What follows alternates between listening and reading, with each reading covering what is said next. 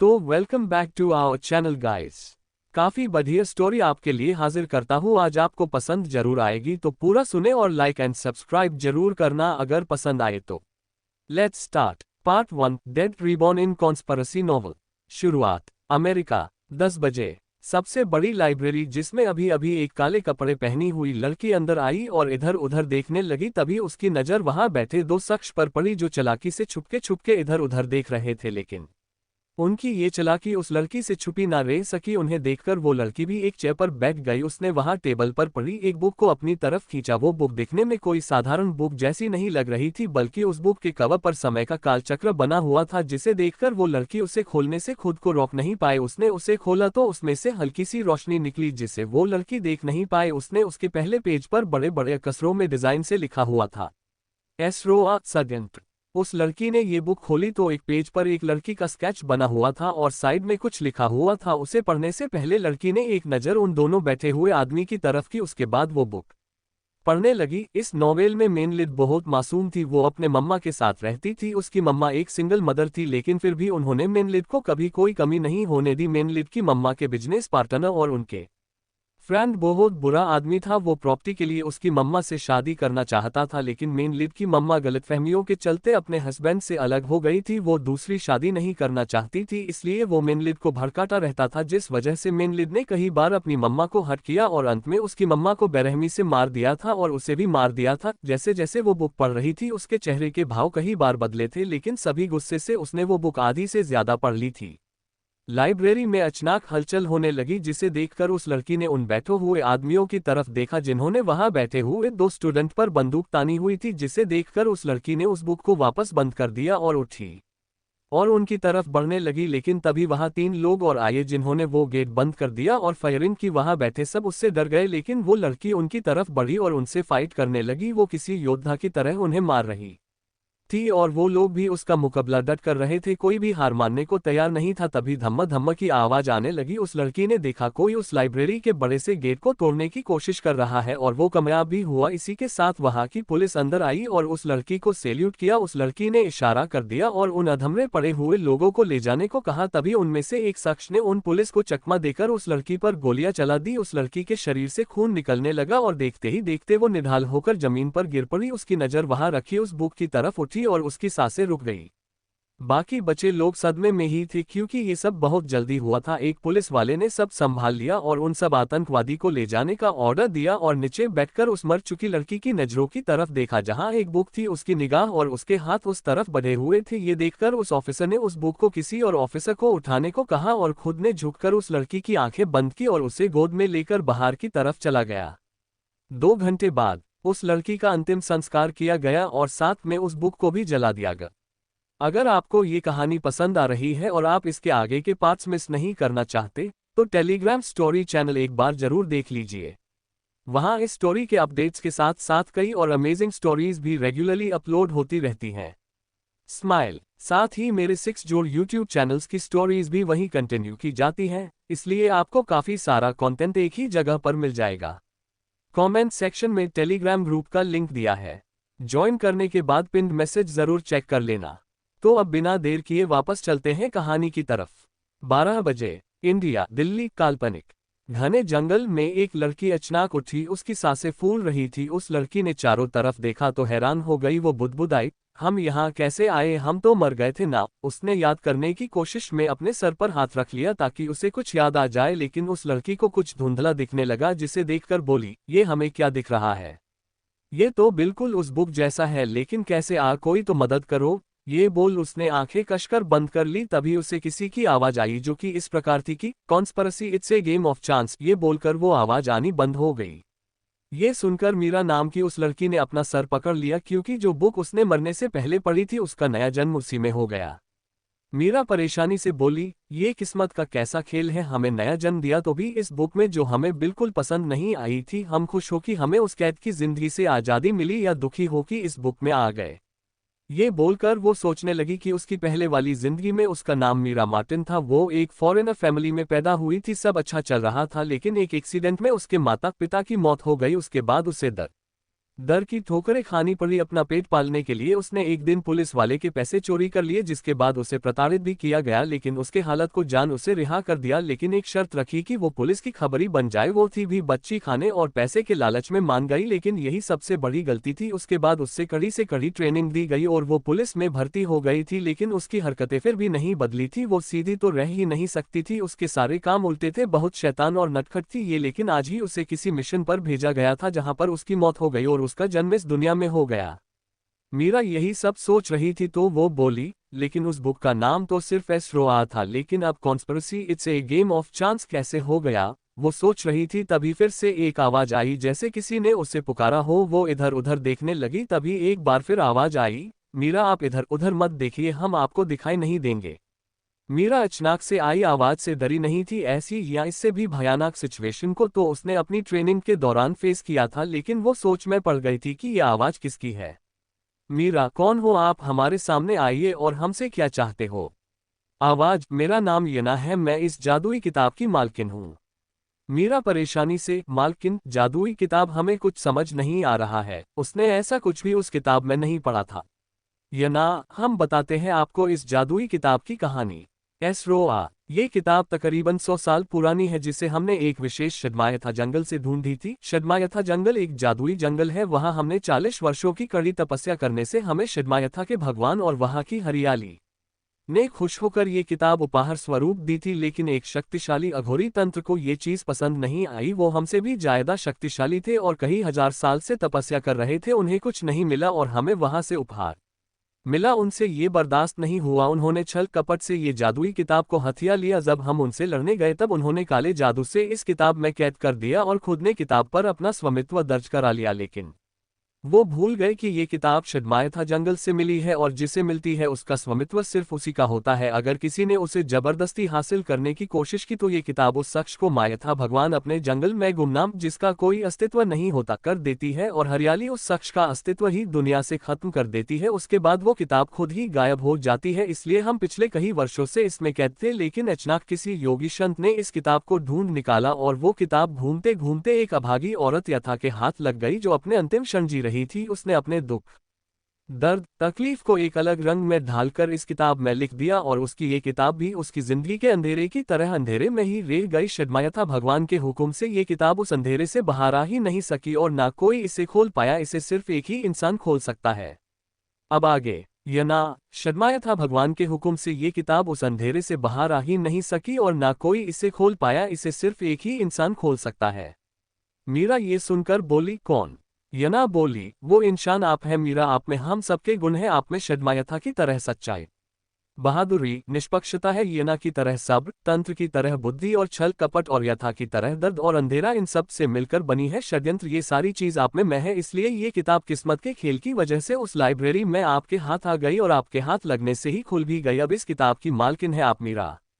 आपको ये षड्यंत्र को बदलना होगा, ये किस्मत का खेल बदलना होगा। आप में ही ये शक्ति है जो हम सबको और इस कहानी के किरदार को एक नया जन्म देगी। मीरा आपकी वजह से हम सब की किस्मत बदलेगी। आपको एस्ट्रोआइट्स को जितना होगा हम सबकी किस्मत बदलनी होगी, जिसमें आपकी मदद ये करेगा। ये बोलकर उस जंगल में एक तेज रोशनी पड़ी और आवाज आनी बंद हो गई।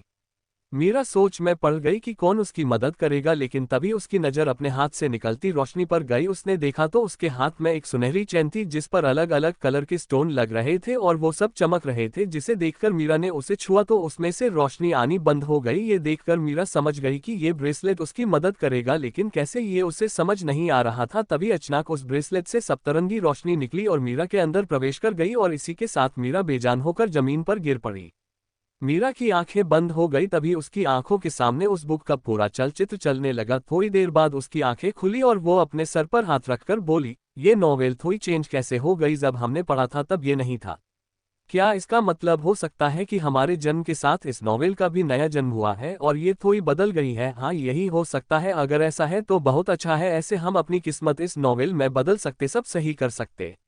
अब से हम मीरा नहीं बल्कि अमारा बनकर सब सही कर सकते हैं। हम अपनी जिंदगी अपने उसूलों पर आज़ादी से जी सकते हैं। हम जैसे जिंदगी जीना चाहते थे जी सकते हैं। अब हम आज़ाद हैं। मीरा ने हमेशा दुख देखा था, इसलिए जब उसे आज़ादी मिली तो वो उससे खुलकर जीना चाहती थी, वो हर काम करना चाहती थी जो उसने मजबूरी के चलते दिल में दफन कर लिए थे। वो यही सोच रही थी, तभी उससे किसी के चिल्लाने की आवाजें आने लगी, जिसे सुनकर वो हैरान हो गई और बोली, ये आवाज कहाँ से आ रही, देखना पड़ेगा। ये बोलकर वो उठी, तभी उसका ध्यान पानी में पड़ रहे अपने अक्स पर गया, जहां उसने एक स्कूल यूनिफॉर्म पहनी हुई थी जिसमें मिट्टी लगी थी। उसे बालों की दो चोटी बनी हुई थी। उसकी उम्र यही कोई 17-18 साल के आसपास लग रही थी। वो खुद को देख रही थी, तभी फिर से चिल्लाने की आवाज आई, जिसे सुनकर वो होश में आई और धीरे धीरे उस आवाज की दिशा में बढ़ने लगी।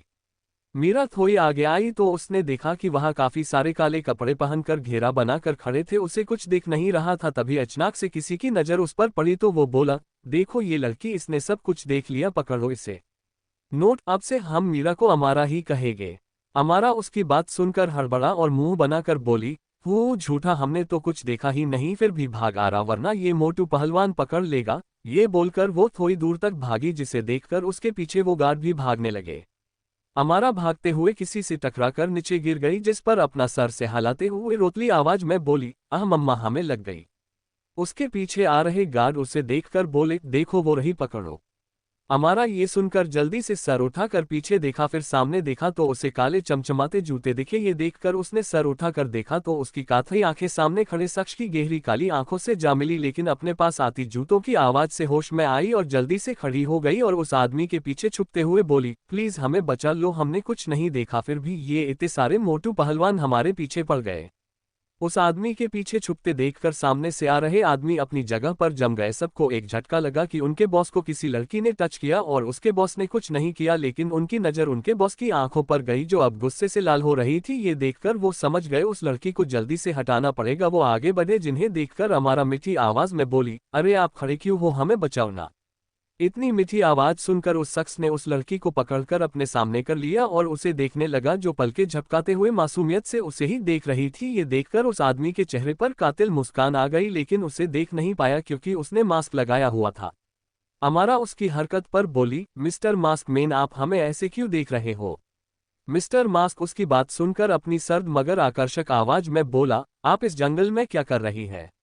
अमारा पाउट बनाकर बोली, हम तो स्कूल की तरफ से पिकनिक पर आए थे, लेकिन खो गए, फिर कुछ आवाज आई तो यहाँ पर आए तो देखा अपने हाथ फैलाकर इतने सारे काले कपड़े पहने मोटू पहलवान हमारे पीछे पड़ गए, अपनी गर्दन पर हाथ रखकर। लेकिन सच्ची हमने कुछ नहीं देखा था, फिर भी ये हमें पकड़ने आ गए तो हम वहां से भाग गए और आपसे टकरा गए। वो नहीं चाहती थी कि वो इनसे अभी लड़े, वो खुद को वीक महसूस कर रही थी, जो इस बॉडी की ऑनर की कमजोरी थी। मिस्टर मास्क मैन उसकी इस हरकत से उससे बिना पल के झपकाए शिद्दत से देख रहा था, जिसे देखकर अमारा पाउट बनाकर बोली, अरे आप हमें बार क्यों देख रहे हो। मास्क मैन ने नामे गर्दन हिला दी। अमारा मासूमियत से बोली, मिस्टर मास्क मैन, आप हमें इनसे बचाओ और हमारे टीचर से हमें मिला दो ना, हमें घर जाकर सोना है, यहाँ घूम घूम कर हमारे पैर दर्द हो रहे हैं, एक काम करो, आप हमें गोदी ले लो ना। मास्क मैन अपने सामने खड़ी इस छोटी सी लड़कों को देखने लग गया कि कैसे वो उससे बात कर रही है। उसे वो बहुत प्यारी लग रही थी। ये देखकर वो उसे मना नहीं कर सका। उसने अपने गलवस पहने हाथों से उसे गोदी में उठा लिया, जिससे अमारा ने भी अपने पैर उसके कमर के चारों तरफ लपेट लिए और अपने हाथों को उसकी गर्दन पर लपेटकर अपने सर को उसके कंधे पर रखकर आंखें बंद कर ली, क्योंकि वो खुद अपने बर्ताव से हैरान थी कि वो कैसे ऐसे बच्चों वाला बिहेव कर रही है। उसकी सोचने समझने की शक्ति फिलहाल काम ही नहीं कर रही थी। उसे अपनी जिंदगी में पहली बार किसी से गलत फीलिंग नहीं आ रही थी, बल्कि वो सेफ महसूस कर रही थी, जो उसने कभी खुद के प्रति किसी से फील नहीं किया था। उसके ये करने से मास्क मैन के गार्ड तो शॉक में ही रह गए थे कि ये क्या हुआ, इस लड़की ने क्या किया कि उनका बेरहम बॉस इतनी आसानी से इसकी बात मान गया। मास्क मैन ने सबको इशारा किया और अमारा को लेकर कदम बढ़ा दिए। अमारा उस शख्स को खुद को ले जाते हुए बोली, आप हमें कहाँ ले जा रहे हो, हमने तो बस उन मोटू पहलवान से बचाने के लिए कहा था, खुद को ले जाने के लिए थोड़ी ना कहा। फिर उसे देखते हुए बोली, कहीं आप हमें किडनैप तो नहीं कर रहे हो, अगर ऐसा है तो बहुत गलत है, हमें कुंफू आता है, हम आपको हरा देंगे, अगर ऐसा है तो बताओ। योजक चिन्ह योजक चिन्ह योजक चिन्ह योजक चिन्ह योजक चिन्ह। Conspiracy it's a game of chance का मतलब है षड्यंत्र, किस्मत का खेल। क्या अमारा अपनी जिंदगी को जी पाएगी। आखिर ये मास्क मैन कौन है। अमारा उस शख्स को खुद को ले जाते हुए बोली, आप हमें कहाँ ले जा रहे हो, हमने तो बस उन मोटू पहलवान से बचाने के लिए कहा था, खुद को ले जाने के लिए थोड़ी ना कहा। फिर उसे देखते हुए बोली, कहीं आप हमें किडनैप तो नहीं कर रहे हो, अगर ऐसा है तो बहुत गलत है, हमें कुंफू आता है, हम आपको हरा देंगे, अगर ऐसा है तो बताओ। शख्स के बढ़ते कदम रुक गए। उससे पता चल गया था कि ये लड़की मासूम के साथ बेवकूफ भी है, इसलिए इतने बेतुके सवाल कर रही है। वो सर्द आवाज में बोला, यहाँ से बाहर कैसे निकलना है पता है? उसके कदम फिर से चल पड़े। अमारा को भी समझ आ गया, इसलिए उसने मुंह बना लिया और बोली, ओके ठीक है, आप हमें यहाँ से बाहर निकालो, फिर हमें हमारी मम्मा के पास पहुंचा दो, वो परेशान हो रही होंगी ना, तब तक हम नैनी ले लेते हैं, आप हमें डिस्टर्ब मत करना ओके, वरना हमारी नैनी खुली तो हम जोर जोर से रोने लगेंगे, समझे? ये बोल उसने उसके कंधे पर से टिका लिया। शख्स को इस लड़की पर गुस्सा आया कि ये उसे ऑर्डर क्यों दे रही है, लेकिन उसकी बचकानी बातों से समझ आ गया था ये 1-2 साल की बच्ची की तरह ही है, ऊपर से उसकी हरकतें भी, अगर उसे ये चाहिए तो उसे हर तरह से एक्सेप्ट करना पड़ेगा। वही उस शख्स के आसपास चलते गार्ड को ये बातें सुनाई दी तो वो बेहोश होते होते बचे। उन्होंने कभी नहीं सोचा था कि उनका बॉस किसी लड़की की ऐसी बातें भी सुन सकता है। उन्होंने तो उसका ये अवतार पहले बार ही देखा था जो उनके लिए हैरान करने वाला था। शख्स चलते हुए जंगल के बाहर सड़क पर आ गया था जहां पर 40 महंगी लग्जरियस कारें खड़ी थी। उसके आसपास बहुत गार्ड भी मौजूद थे। उनमें से एक गार्ड ने गाड़ी का गेट खोला तो वो शख्स अमारा को लेकर अंदर बैठ गया। उसके बाद गार्ड भी अंदर बैठ गए और कारें वहां से रवाना हो गई। कार के अंदर शख्स ने अमारा का पिठ पर टंगा बैग निकालकर उसे आराम से अपनी गोद में एडजस्ट किया। वो शख्स अमारा से बड़ा था तो छोटी सी अमारा आराम से उसकी गोद में एडजस्ट हो गई थी। उस शख्स ने उसे अपने कोट से कवर कर दिया। उसके बाद अमारा का पिट्ठू बैग देखा जिसके साइड में आई कार्ड लटक रहा था। ये देखकर उसने उसे पढ़ा और अपना फोन निकालकर किसी को कुछ मैसेज कर दिया और अमारा का चेहरा देखने लगा जो सुकून से उसकी गोद में सो रही थी। ये देखकर वो शख्स अमारा के बालों की खुशबू लेते हुए सनकी मगर आकर्षक आवाज में बोला, तुम्हारी खुशबू मुझे तरह आकर्षित कर रही है। तुम पहली लड़की हो जो मुझे पसंद आई हो। दुआ करना, पसंद तक ही सीमित रहो, अगर आगे बढ़ी तो मेरे पिंजरे में कैद होना पड़ेगा लिटिल गर्ल। ये बोलकर वो उसे ही देखने लगा। योजक चिन्ह योजक चिन्ह योजक चिन्ह योजक चिन्ह योजक चिन्ह योजक चिन्ह। रात 8 बजे अमारा की नींद खुली। उसने खुद को अनजान कमरे में पाया तो वो डर गई, लेकिन उसने उस रूम को ध्यान से देखा जो पूरे पिंक और व्हाइट थीम पर बेस्ड था। उस कमरे में एक गोल बड़ा सा पिंक कलर का बेड जिस पर टेडी रखे हुए थे। रूम की वॉल पर अमारा की ही तस्वीरें थी। ये देखकर अमारा बुदबुदाई, मतलब हम घर आ गए, लेकिन कैसे? जहां तक हमें याद है हम तो मिस्टर मास्कमैन की गोद में सो गए थे, तो फिर यहाँ कैसे आए? वो सोच ही रही थी कि तभी गेट खुला। अमारा ने सामने देखा जहां से एक लेडी चली आ रही थी। उन्होंने सिंपल सी साड़ी पहनी हुई थी। ये थी अमारा की मम्मा अमृता कपूर, जो कि एक सक्सेसफुल बिजनेस वुमेन थी जिनकी उम्र 40 साल थी, लेकिन उन्होंने खुद को बहुत अच्छे से मेंटेन किया हुआ था, इसलिए उम्र से कम ही लगती थी। इन्हें देखकर कोई नहीं बता सकता था कि ये 18 साल की लड़की की मम्मा भी हो सकती है। ये अमारा से बहुत प्यार करती थी। इनकी पूरी दुनिया अमारा के आसपास ही थी। अमारा को सब याद आ गया। उसकी आंखें नम हो गई, जिसे देखकर अमृता जी अपने साथ लाई हुई ट्रे को टेबल पर रखकर उसका चेहरा अपने हाथों में भरकर परेशानी वाली आवाज में बोली, प्रिंसेस क्या हुआ? कहीं दर्द हो रहा है? आपकी आंखों में आंसू क्यों? अमारा उनके गले लग गई और रोने लगी। उसे कभी माँ का प्यार नहीं मिला था, लेकिन अमृता जी के ममता भरा स्पर्श से वो खुद को इमोशनल होने से रोक नहीं पाए। अमृता जी उसका सर सहलाने लगी और प्यार से बोली, मेरी प्रिंसेस को क्या हुआ जो मेरा बहादुर बच्चा इतना रो रहा है? अब तो वो मम्मा के पास है, फिर भी अमारा उन्हें असली वजह तो नहीं बता सकती थी, इसलिए रोते हुए मासूमियत से बोली, हम डर गए थे जब हम उस जंगल में खो गए थे, हमें लगा अब हम आपसे नहीं मिलेंगे। वो तो अच्छा हुआ वो मिस्टर मास्कमैन मिल गए थे। अमृता जी अपनी बेटी के आंसू पोंछते हुए बोली, ऐसे कैसे नहीं मिलते? आपकी मम्मा आपको कहीं से भी ढूंढ निकालती, लेकिन ये मास्कमैन कौन है? अमारा ये सुनकर बोली, वो जिन्होंने हमारी हेल्प की थी, उस जंगल से बाहर निकाला था, फिर हम सो गए, हमें कुछ याद नहीं हम यहाँ कैसे आए? अमृता जी उसका सर सहलाकर बोली, आपकी स्कूल प्रिंसिपल का कॉल आया था कि आप जंगल में खो गई हैं, फिर जब वो स्कूल आए तो वहां पर एक आदमी आपको लेकर आ गया था, फिर वहां से हम आपको लेकर आ गए। अमारा सोचते हुए बोली, ओह तो मिस्टर मास्कमैन ने हमें स्कूल पहुंचा दिया, फिर स्कूल से आप हमें ले आए। अमृता जी के चेहरे पर स्माइल आ गई। उन्होंने हाँ में सर हिला दिया और बोली, अब आपने ये मिस्ट्री सॉल्व कर ली तो कुछ खा लो। अमारा पाउट बनाकर बोली, हाँ हमें तो बहुत भूख लग रही है, लेकिन आपको ही बातें करनी है, हम फ्रेश होकर आते हैं। ये बोल वो उठकर बाथरूम में भाग गई। उसकी हरकत पर अमृता जी ने नामे सर हिला दिया। अमारा 5 मिनट बाद बाथरूम से फ्रेश होकर बाहर आई। तब तक अमृता जी ने रूम में ही खाना मंगवा लिया था। उन्होंने अमारा को अपने हाथ से खाना खिलाया और खुद भी खाया। उन दोनों ने ऐसे ही खाना खाया। उसके बाद अमारा अमृता जी की गोद में सर रखकर लेटी हुई थी और अमृता जी उसका सर सहला रही थी।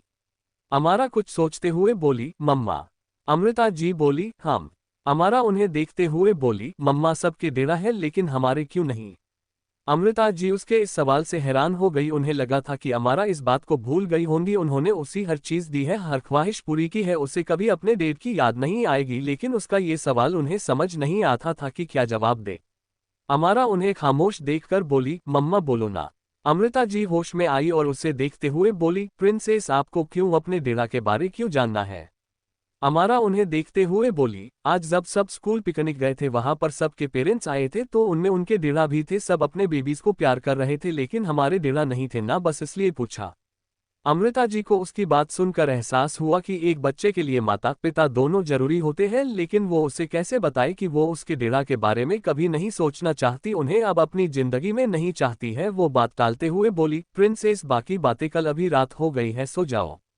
अमारा भी उन्हें कुछ बताने के लिए फोर्स नहीं करना चाहती थी, इसलिए उसने अच्छे बच्चे की तरह आंखें बंद कर ली। अमृता जी उसका सर सहलाने लगी, जिससे थोड़ी देर में ही अमारा को नींद आ गई, जिसे देखकर अमृता जी वहां से उठ गई और बालकनी के पास खड़े होकर चांद को देखते हुए बोली, इतनी नफरत है आपसे, सिर्फ आपकी वजह से मैंने अपना सब कुछ खो दिया। अपना बेटे से दूर हो गई, बस आपके शक की वजह से सब बिखर गया। अगर आपको मुझ पर यकीन होता तो आज हमारी हैप्पी फैमिली होती, लेकिन सब बिखर गया। आप तो अपनी जिंदगी में आगे बढ़ गए लेकिन मैं कभी आगे बढ़ ही नहीं पाई, कब की मर चुकी होती अगर मेरी जिंदगी में मेरी प्रिंसेस नहीं होती। मेरा जिंदगी अब सिर्फ मेरी प्रिंसेस है, कभी नहीं चाहूंगी कि वो आपसे मिले या आप हमारी जिंदगी में वापस आए। तभी उन्हें अमारा के बुलाने की आवाज आई। ये सुनकर वो वापस अंदर चली गई। उन्होंने देखा अमारा मम्मा मम्मा करते हुए बेड पर हाथ फेर रही है। ये देखकर उनके चेहरे पर स्माइल आ गई। वो बेड के साइड में लेट गई, जिससे अमारा ने उन्हें पकड़ लिया और सुकून से सो गई।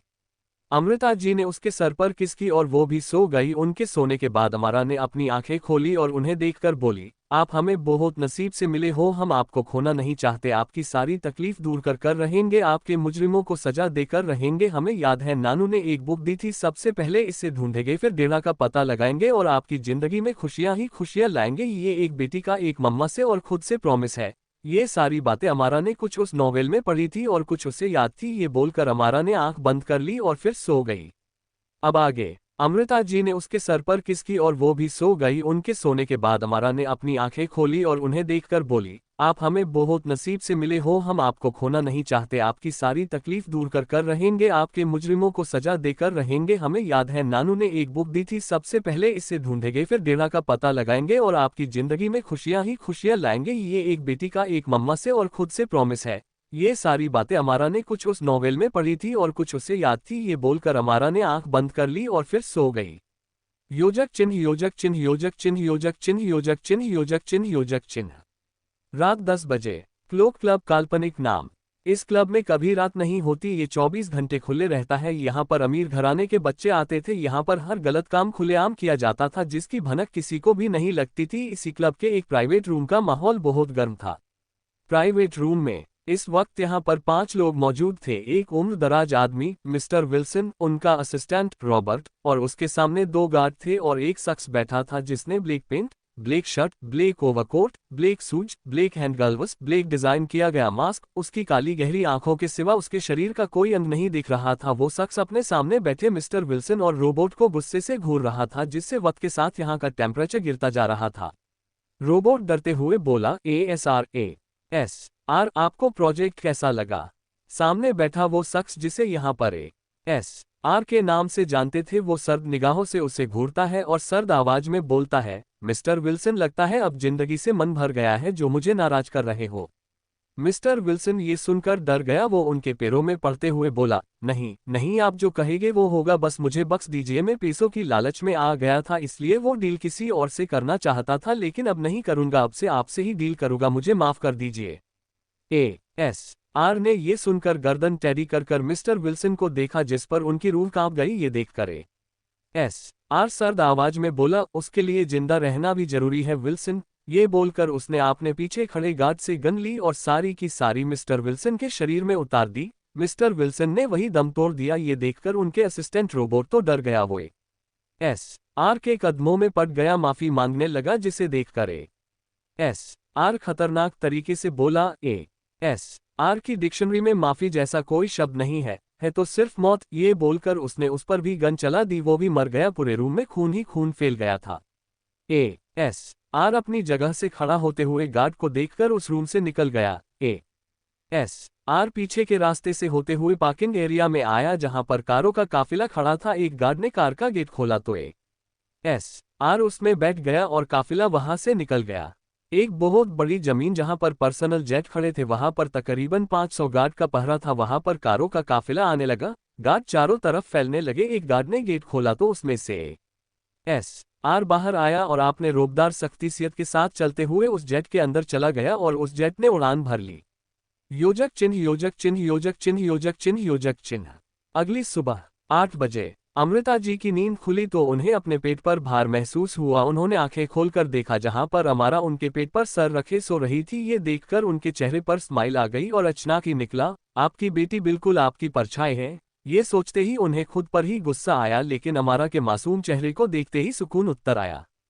अमृता जी ने आराम से अमारा का सर पिल्लों पर रखा और अपने रूम में फ्रेश होने चली गई। आधे घंटे बाद वो एक सिंपल साड़ी, खुले बाल, सर पर बिंदी, उनका खूबसूरत चेहरा, वो 30 साल की लग रही थी। वो अंदर आई और बेड पर थोड़ी सी जगह पर बैठते हुए अमारा का सर सहला करा बोली, प्रिंसेस उठ जाओ, सुबह हो गई है।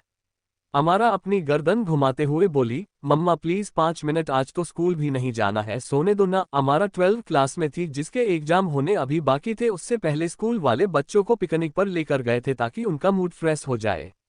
अमृता जी बोली, बच्चा उठ जाओ, आज मम्मा आपकी पसंद के आलू और पनीर के पराठे बनाएगी अगर आप लेट उठी तो। अमारा उनकी बात सुनकर जल्दी से बेड पर बैठते हुए बोली, नहीं मम्मा, पराठे कैंसिल मत करना, हम आ रहे हैं ना, जल्दी जल्दी। वो गिरते पड़ते बाथरूम में भाग गई।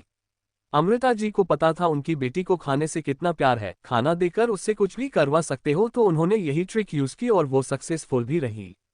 अमृता जी ने कबर्ड से अमारा के कपड़े, शूज निकाले और उन्हें रखकर वो नाश्ता रेडी करने के लिए चली गई।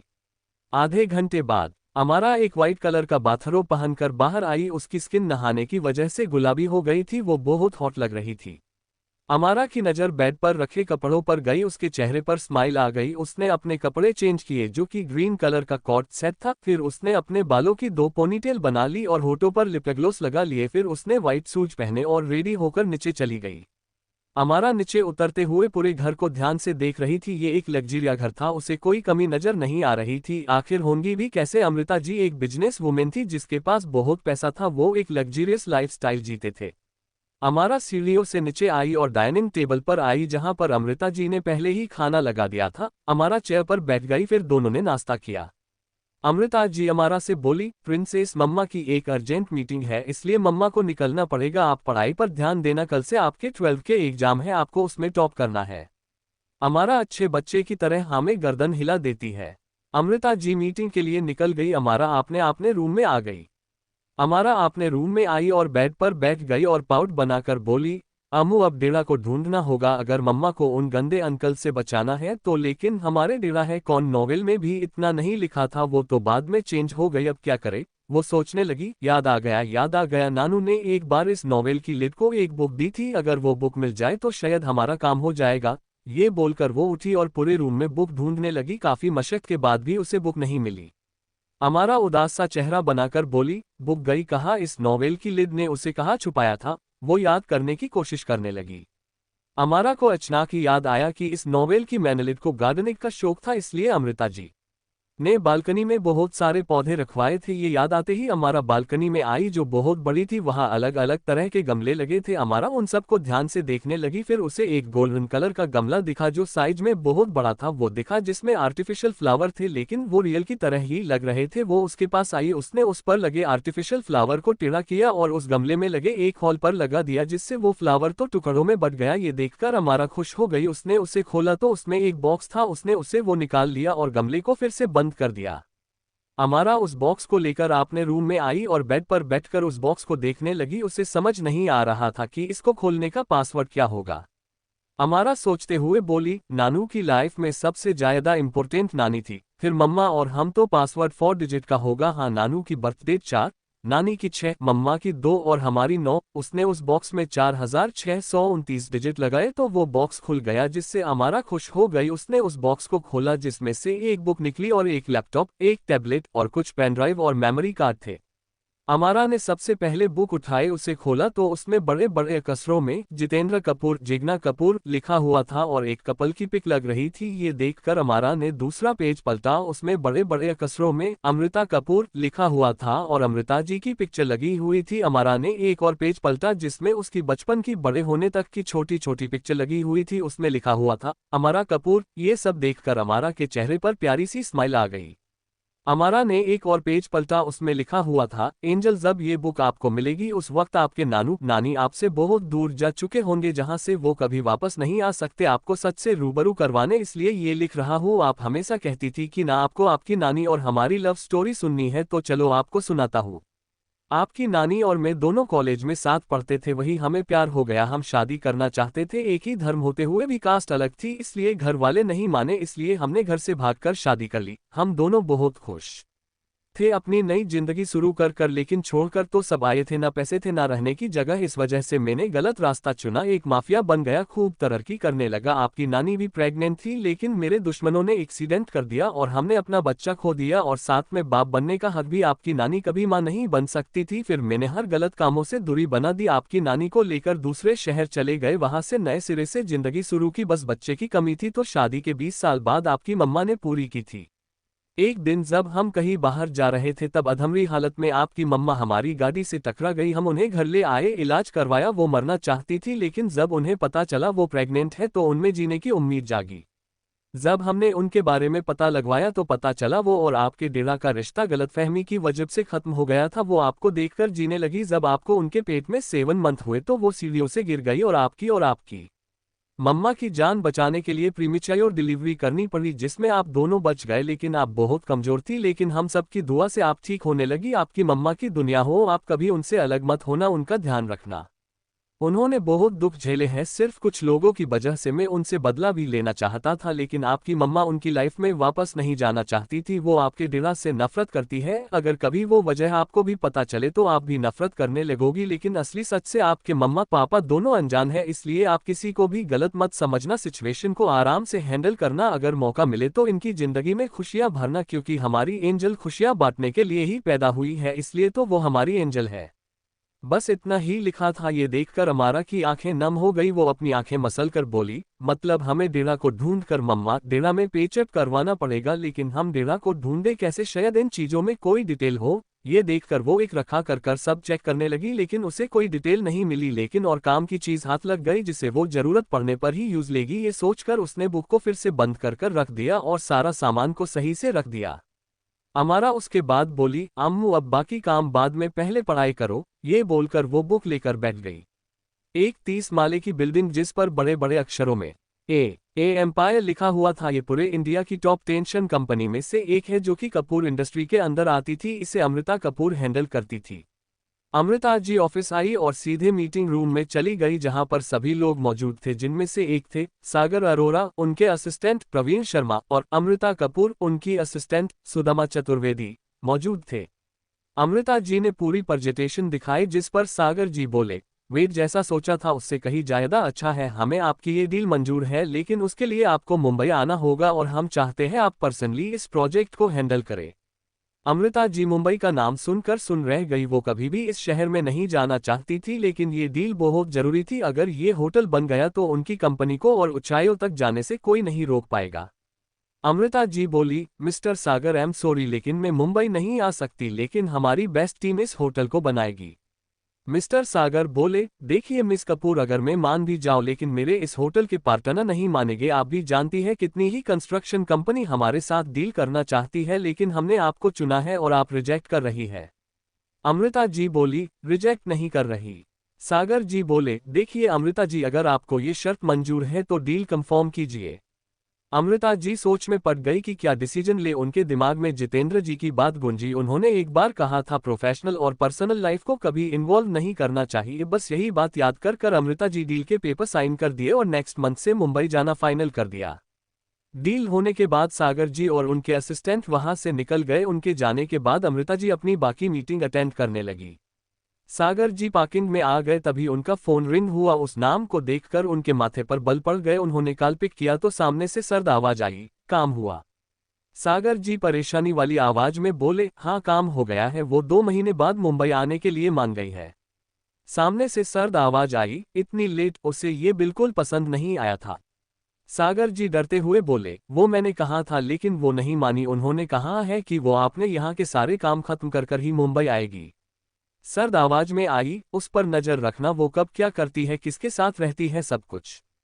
सागर जी बोले, मैं सब बता दूंगा लेकिन याद रखना, अगर उसने मुझे कुछ भी किया तो तुम मुझे बचोगे।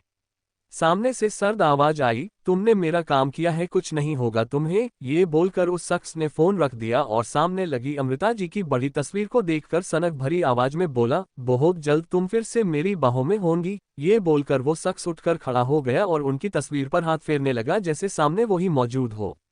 कहानी का मजा अगर आगे भी लेना है तो टेलीग्राम स्टोरी चैनल जरूर चेक करिए।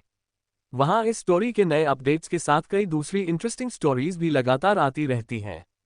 सिर्फ यही नहीं, मेरे 6 से ज्यादा यूट्यूब चैनल्स की स्टोरीज भी वहीं कंटिन्यू होती हैं, इसलिए आपको अलग अलग तरह की स्टोरीज एक ही जगह पर मिल जाएंगी। टेलीग्राम ग्रुप का लिंक कमेंट सेक्शन में दिया गया है। ज्वाइन करने के बाद पिन्ड मैसेज एक बार जरूर देख लें। चलिए अब कहानी को आगे बढ़ाते हैं। रात 7 बजे अमृता जी घर आ गई थी। वो सीधा अमारा के कमरे में गई जहां पर उनकी बेटी किताबों के बीच बैठी थी। वो बहुत क्यूट दिख रही थी। ये देखकर उनके चेहरे पर स्माइल आ गई। उन्हें देखकर अमारा खुश हो गई और दिन भर क्या क्या किया वो बताने लगी, जिससे अमृता जी भी खुश हो गई। फिर दोनों ने साथ में डिनर किया। फिर अमृता जी मीटिंग की प्रेजेंटेशन रेडी करने लगी, वही अमारा पढ़ने लगी। ऐसे ही रात हो गई। फिर दोनों मम्मा बेटी सो गई। अगले दिन आज अमारा का फर्स्ट पेपर था। उसे छोड़ने अमृता जी खुद जा रही थी। उसे ड्रॉप कर वो ऑफिस के लिए निकल गई। अमारा का पेपर बहुत अच्छा गया था, इसलिए वो बहुत खुश थी। वो घर आ गई थी। फ्रेश होकर उसने खाना खाया, फिर अमृता जी को फोन पर सारी बातें बताई। फिर रूम में बैठी कुछ सोच रही थी। अमारा सोचते हुए बोली, अब डेरा का पता कैसे लगाए? एक काम करे, क्या मम्मा के रूम को चेक करे, शायद कुछ मिल जाए। लेकिन अम्मू ये तो गलत है। लेकिन किसी ने कहा है किसी के भलाई के लिए कुछ भी गलत काम करो तो वो गलत नहीं होता। ये बोलकर वो उठी और अमृता जी के रूम में आ गई और बहुत ध्यान से और सावधानी से उनके रूम में कल्लू ढूंढने लगी, लेकिन उसे कुछ नहीं मिला। लेकिन अपनी मम्मा का पर्स चेक करने पर उसे एक फोटो मिली जिसमें इसकी मम्मा के साथ एक छोटा बेबी था। ये देखकर अमारा मुंह फुलाकर बोली, ये बेबी कौन है मम्मा के साथ? सोचते हुए बोली, कहीं मूवी की तरह ये हमारा भाई या बहन तो नहीं है जो मम्मा पापा के अलग होने की वजह से बिछड़ जाते हैं? हाँ जरूर यही हुआ होगा। अब तो हमें जल्द से जल्द सब सही करना होगा। अगर ये हमसे बड़ा ही है तो फिर हम छोटे हुए तो ये हमारे बहुत काम आ सकता है। अब जल्दी से इसे रख देते हैं। तभी उसकी नज़र उस फोटो पर लिखे मुंबई पर गई। ये देखकर वो बोली, ओह तो हो सकता है डेरा और सिम्बलिंग मुंबई में ही हो। ये बोलकर उसने पिक्चर रख दी और वापस अपने रूम में आ गई। अमारा रूम में आकर सोचने लगी कि अब मुंबई कैसे जाए। उसे पता था अमृता जी अकेले तो उसे कहीं नहीं भेजेगी। वो सोच ही रही थी। ऐसे ही रात हो गई जहां पर अमृता जी ने मुंबई जाने की बात अमारा को बताई तो वो हद से ज्यादा खुश हो गई। आखिर वो वहां आपने डेरा को जो ढूंढ सकती थी वही अमृता जी उसके इरादों से अनजान उसकी खुशी में खुश थी। देखते ही देखते 2 महीने बीत गए। मीरा पूरी तरह से अमारा की लाइफ में ढल गई थी। अमारा के 12th के एग्जाम भी हो गए थे और रिजल्ट भी आ गया था। अमारा ने उसमें टॉप किया था। अब अमृता जी और अमारा की मुंबई जाने की सारी तैयारी हो गई थी, इसलिए वो अपने प्राइवेट एरोप्लेन से मुंबई के लिए निकल गए थे। अब आगे 2 महीने बाद रात 9 बजे अमृता जी और अमारा का एरोप्लेन मुंबई में लैंड हुआ, जहां पर उनकी कारों का काफिला पहले से ही इंतजार कर रहा था। वो कार में बैठकर वहां से आपने नए विला के लिए निकल गए। उनके साथ हद से ज्यादा सिक्योरिटी थी क्योंकि अमृता जी अमारा को लेकर कोई रिस्क नहीं लेना चाहती थी। उनकी कारों का काफिला एक सुंदर से विला के बाहर आकर रुका। गार्ड ने गेट खोला तो वो अंदर चला गया और कारें रुकी। गार्ड ने गेट खोला तो अमारा और अमृता जी दोनों बाहर आई। सामने एक सुंदर सा विला देखते ही अमारा के चेहरे पर खूबसूरत सी मुस्कान आ गई थी। वो खुशी से बोली, मम्मा ये कितना सुंदर है। अमृता जी के चेहरे पर भी मुस्कान आ गई। आखिर वही तो उनकी खुशियों की वजह थी। वो बोली, अब बाहर से ही देखना है या अंदर भी चलना है? अमारा खुशी से हाँ में सर हिला देती है और अमृता जी के साथ अंदर चली जाती है। वही अमारा ने पहले पूरा घर देखा था, फिर वो थक गई जब अमृता जी से चिपक कर सो गई थी। अमृता जी का रूम। अमृता जी उसका सर सहलाते हुए मन में बोली, हम यहाँ तो आ गए हैं, अगर उनमें से किसी से सामना हुआ तो हमें हिम्मत रखनी होगी। हम उन्हें कभी पता नहीं चलने देंगे कि अमारा उनकी बेटी है। जैसे आज तक दुनिया से हर किसी से अपनी प्रिंसेस को छिपाया है, अब भी यही करेंगे। कोई भी नहीं जानता था कि अमृता कपूर की एक बेटी है। उन्होंने अमारा को इस तरह दुनिया से छिपाया था कि उसके बारे में कोई जानना चाहे तो भी नॉर्मल इन्फॉर्मेशन के सिवा उसे कुछ भी हासिल ना हो। अमृता जी ने अमारा के सर पर किस कर दी और खुद भी आंखें बंद कर ली। दूसरी तरफ एक बहुत खूबसूरत कहीं एकड़ में फैला वो विला बहुत खूबसूरत लग रहा था। उसी विला के एक कमरे में एक शख्स अमृता जी की तस्वीर को देखते हुए शिद्दत से बोले, फाइनली तुम यहाँ आ ही गई जानब, तुम्हें फिर से मेरा होने से कोई नहीं रोक पाएगा। कोई भी नहीं। उसकी हाथों में अलग ही बेचैनी, सनक, गुस्सा जाहिर हो रहा था, सिर्फ अमृता जी के लिए था। योजक चिन्ह, योजक चिन्ह, योजक चिन्ह, योजक चिन्ह, योजक चिन्ह, योजक चिन्ह। अगली सुबह अमृता जी की आंख खुली तो उन्होंने देखा अमारा उनसे चिपक कर सो रही थी। ये देखकर उनके चेहरे पर मुस्कान आ गई। वो उसके सर को चूमकर बेड से उठ गई और बाथरूम में चली गई। अमृता जी बाहर निकली तो अमारा अभी भी सो रही थी। उन्होंने उसे डिस्टर्ब नहीं किया, कल वो ज्यादा ही थक गई थी इसलिए उन्होंने उसको नहीं उठाया, खुद रेडी होकर नीचे चली गई। अमृता जी नीचे आई जहां पर उनके सारे सर्वेंट और गार्ड आ गए थे। वो उन्हें देखकर सख्ती से बोली, आप सब अपना अपना काम ईमानदारी से कीजिएगा और मेरी प्रिंसेस का ध्यान रखिएगा, उनके लिए अमारा जरूरी थी। सभी सर्वेंट और गार्ड ने हाँ में सर हिला दिया और अपने अपने काम में लग गए। अमृता जी हॉल बैठी थी, तभी उनके फोन पर सागर जी का कॉल आया। अमृता जी बोली, जी मिस्टर अरोरा बोलिए। सागर जी बोले, मिस कपूर क्या आप आज ही ऑफिस आ सकती हैं, हमारे पार्टनर अभी आ रहे हैं, वो आपसे मिलना चाहते हैं। अमृता जी सख्त आवाज में बोली, मिस्टर अरोरा हमने पहले ही कहा था कि हम कुछ दिन आपके ऑफिस आएंगे। वो अमारा के साथ ही रहना चाहती थी ताकि अमारा यहाँ ढल जाए। सागर जी ये सुनकर घबरा गए। वो बोले, लेकिन आपसे पार्टनर मिलना चाहते हैं तो आपको आना होगा। अमृता जी ने गुस्से से मुट्ठी भींच ली और सख्त आवाज में बोली, ठीक है हम 10 बजे तक ऑफिस आ जाएंगे। ये बोलकर उसने बिना कुछ कहे फोन रख दिया और उठकर ऊपर की तरफ चली गई। योजक चिन्ह, योजक चिन्ह, योजक चिन्ह, योजक चिन्ह, योजक चिन्ह। एक रूम जहां पर 4 लोग मौजूद थे, उनमें से एक सागर जी थे। सागर जी ने फोन काटने के बाद अपने रुमाल से अपना पसीना पोंछा और बोले, वो आ रही है। सख्त जो उनके पास बैठा ही गुस्से से घूर रहा था, वो बोला, सुना मैंने, बहरा नहीं हूं मैं। जय अब तो गुस्सा ठंडा कर ले आ रही है ना वो, एक और आदमी की आवाज आई। शख्स ये सुनकर बोला, इतनी जल्दी गुस्सा शांत नहीं होगा अरविंद। 18 साल तड़पा हूं मैं उसके लिए, उसने क्या किया, मुझे धोखा दिया, जिंदा होते हुए वो मेरे पास नहीं आई। क्या उसे मेरी और आरव की तकलीफ और तड़प का पता नहीं चला? धोखा दिया उसने मुझे छोड़कर उसने अपनी अलग दुनिया बसा ली। नहीं होगा मुझसे गुस्सा शांत, लेकिन करना पड़ेगा जय, खुद को शांत कर कर ही तुम अमृता से मिलना पड़ेगा। शख्स ये सुनकर बोला, बिल्कुल नहीं, वो आपने मृत्यु से नहीं बल्कि मृत्युंजय प्रताप सिंह से मिलेगी। उनकी बात पर सागर जी और अरविंद जी दोनों चुप हो गए थे। उन्होंने उसकी तड़प, तकलीफ, गुस्सा सब साथ रहकर महसूस किया था। योजक चिन्ह, योजक चिन्ह, योजक चिन्ह, योजक चिन्ह, योजक चिन्ह, योजक चिन्ह। अमृता जी ने अमारा को नींद से जगाया और उसे रेडी होने का बोला कर नीचे ब्रेकफास्ट बनाने चली गई। अमारा रेडी होकर नीचे आई, फिर अमृता जी और उसने दोनों ने खाना खाया। वही अमृता जी साथ ही अमारा को बहुत सारी हिदायतें दे रही थी और अमारा क्यूट क्यूट मुंह बनाकर उन्हें देख रही थी, जिसे देखकर अमृता जी मन में बोली, आपके साथ नहीं होते हुए भी आपकी निशानी हर पल मुझे आपकी मौजूदगी का एहसास कराती है। ये सोचकर उन्होंने सर झटका और अमारा को किस कर ऑफिस के लिए निकल गई। अमारा उनके जाने के बाद सोचने लगी कि वो अपने मम्मा डेरा को कैसे मिलवाए। योजक चिन्ह, योजक चिन्ह, योजक चिन्ह, योजक चिन्ह, योजक चिन्ह। अरोरा कंपनी। एक साथ 4 कारें आकर रुकी, उसमें से सबसे पहले गार्ड बाहर आए और एक गार्ड ने गेट खोला तो अमृता जी बाहर आई। उनके साथ ही उनके असिस्टेंट सुदामा जी भी थे। अमृता जी और सुदामा जी दोनों अंदर की तरफ चले गए तो उन्हें सागर जी के असिस्टेंट प्रवीण जी गेट पर ही मिल गए। वो उन दोनों को लेकर लिफ्ट से होते हुए सबसे ऊपर वाले फ्लोर की तरफ चले गए जहां पर आज की मीटिंग होनी थी। योजक चिन्ह, योजक चिन्ह, योजक चिन्ह, योजक चिन्ह, योजक चिन्ह, योजक चिन्ह। मीटिंग रूम के अंदर यहाँ 3 लोग मौजूद थे। सागर अरोरा, अरोरा कंपनी के मालिक, एक सफल बिजनेसमैन, शांत स्वभाव के इंसान है ये। दूसरे अरविंद सिंह राजपूत, उम्र यही कोई 45-50 के आसपास होंगी, दिखने में अभी भी जवान है। बाहर वालों के लिए एकदम सख्त इंसान, लेकिन अपने परिवार से बहुत प्यार करने वाले हैं। ये बिजनेस इंडस्ट्री में एक सफल बिजनेस है जिनका मुकाबला करना बहुत मुश्किल है।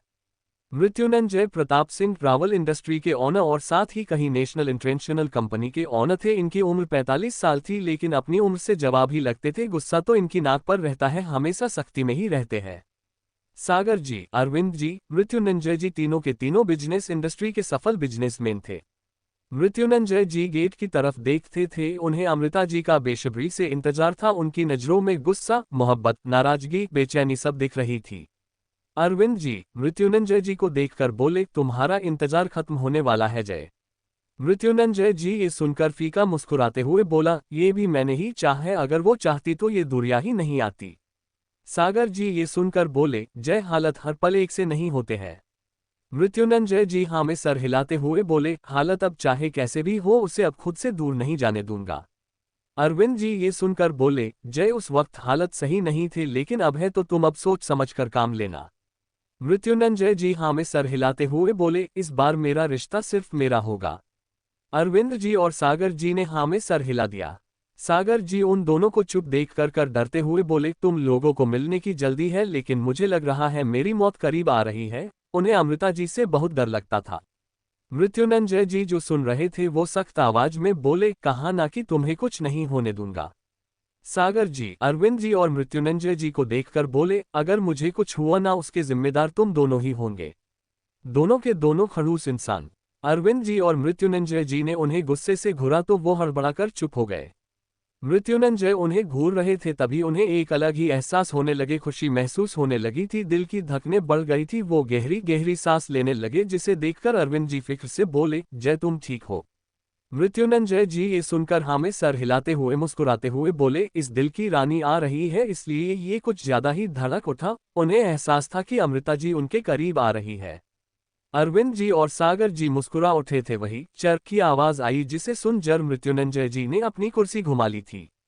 2 महीने बाद रात 9 बजे अमृता जी और अमारा का एरोप्लेन मुंबई में लैंड हुआ, जहां पर उनकी कारों का काफिला पहले से ही इंतजार कर रहा था। वो कार में बैठकर वहां से आपने नए विला के लिए निकल गए। उनके साथ हद से ज्यादा सिक्योरिटी थी, क्योंकि अमृता जी अमारा को लेकर कोई रिस्क नहीं लेना चाहती थी।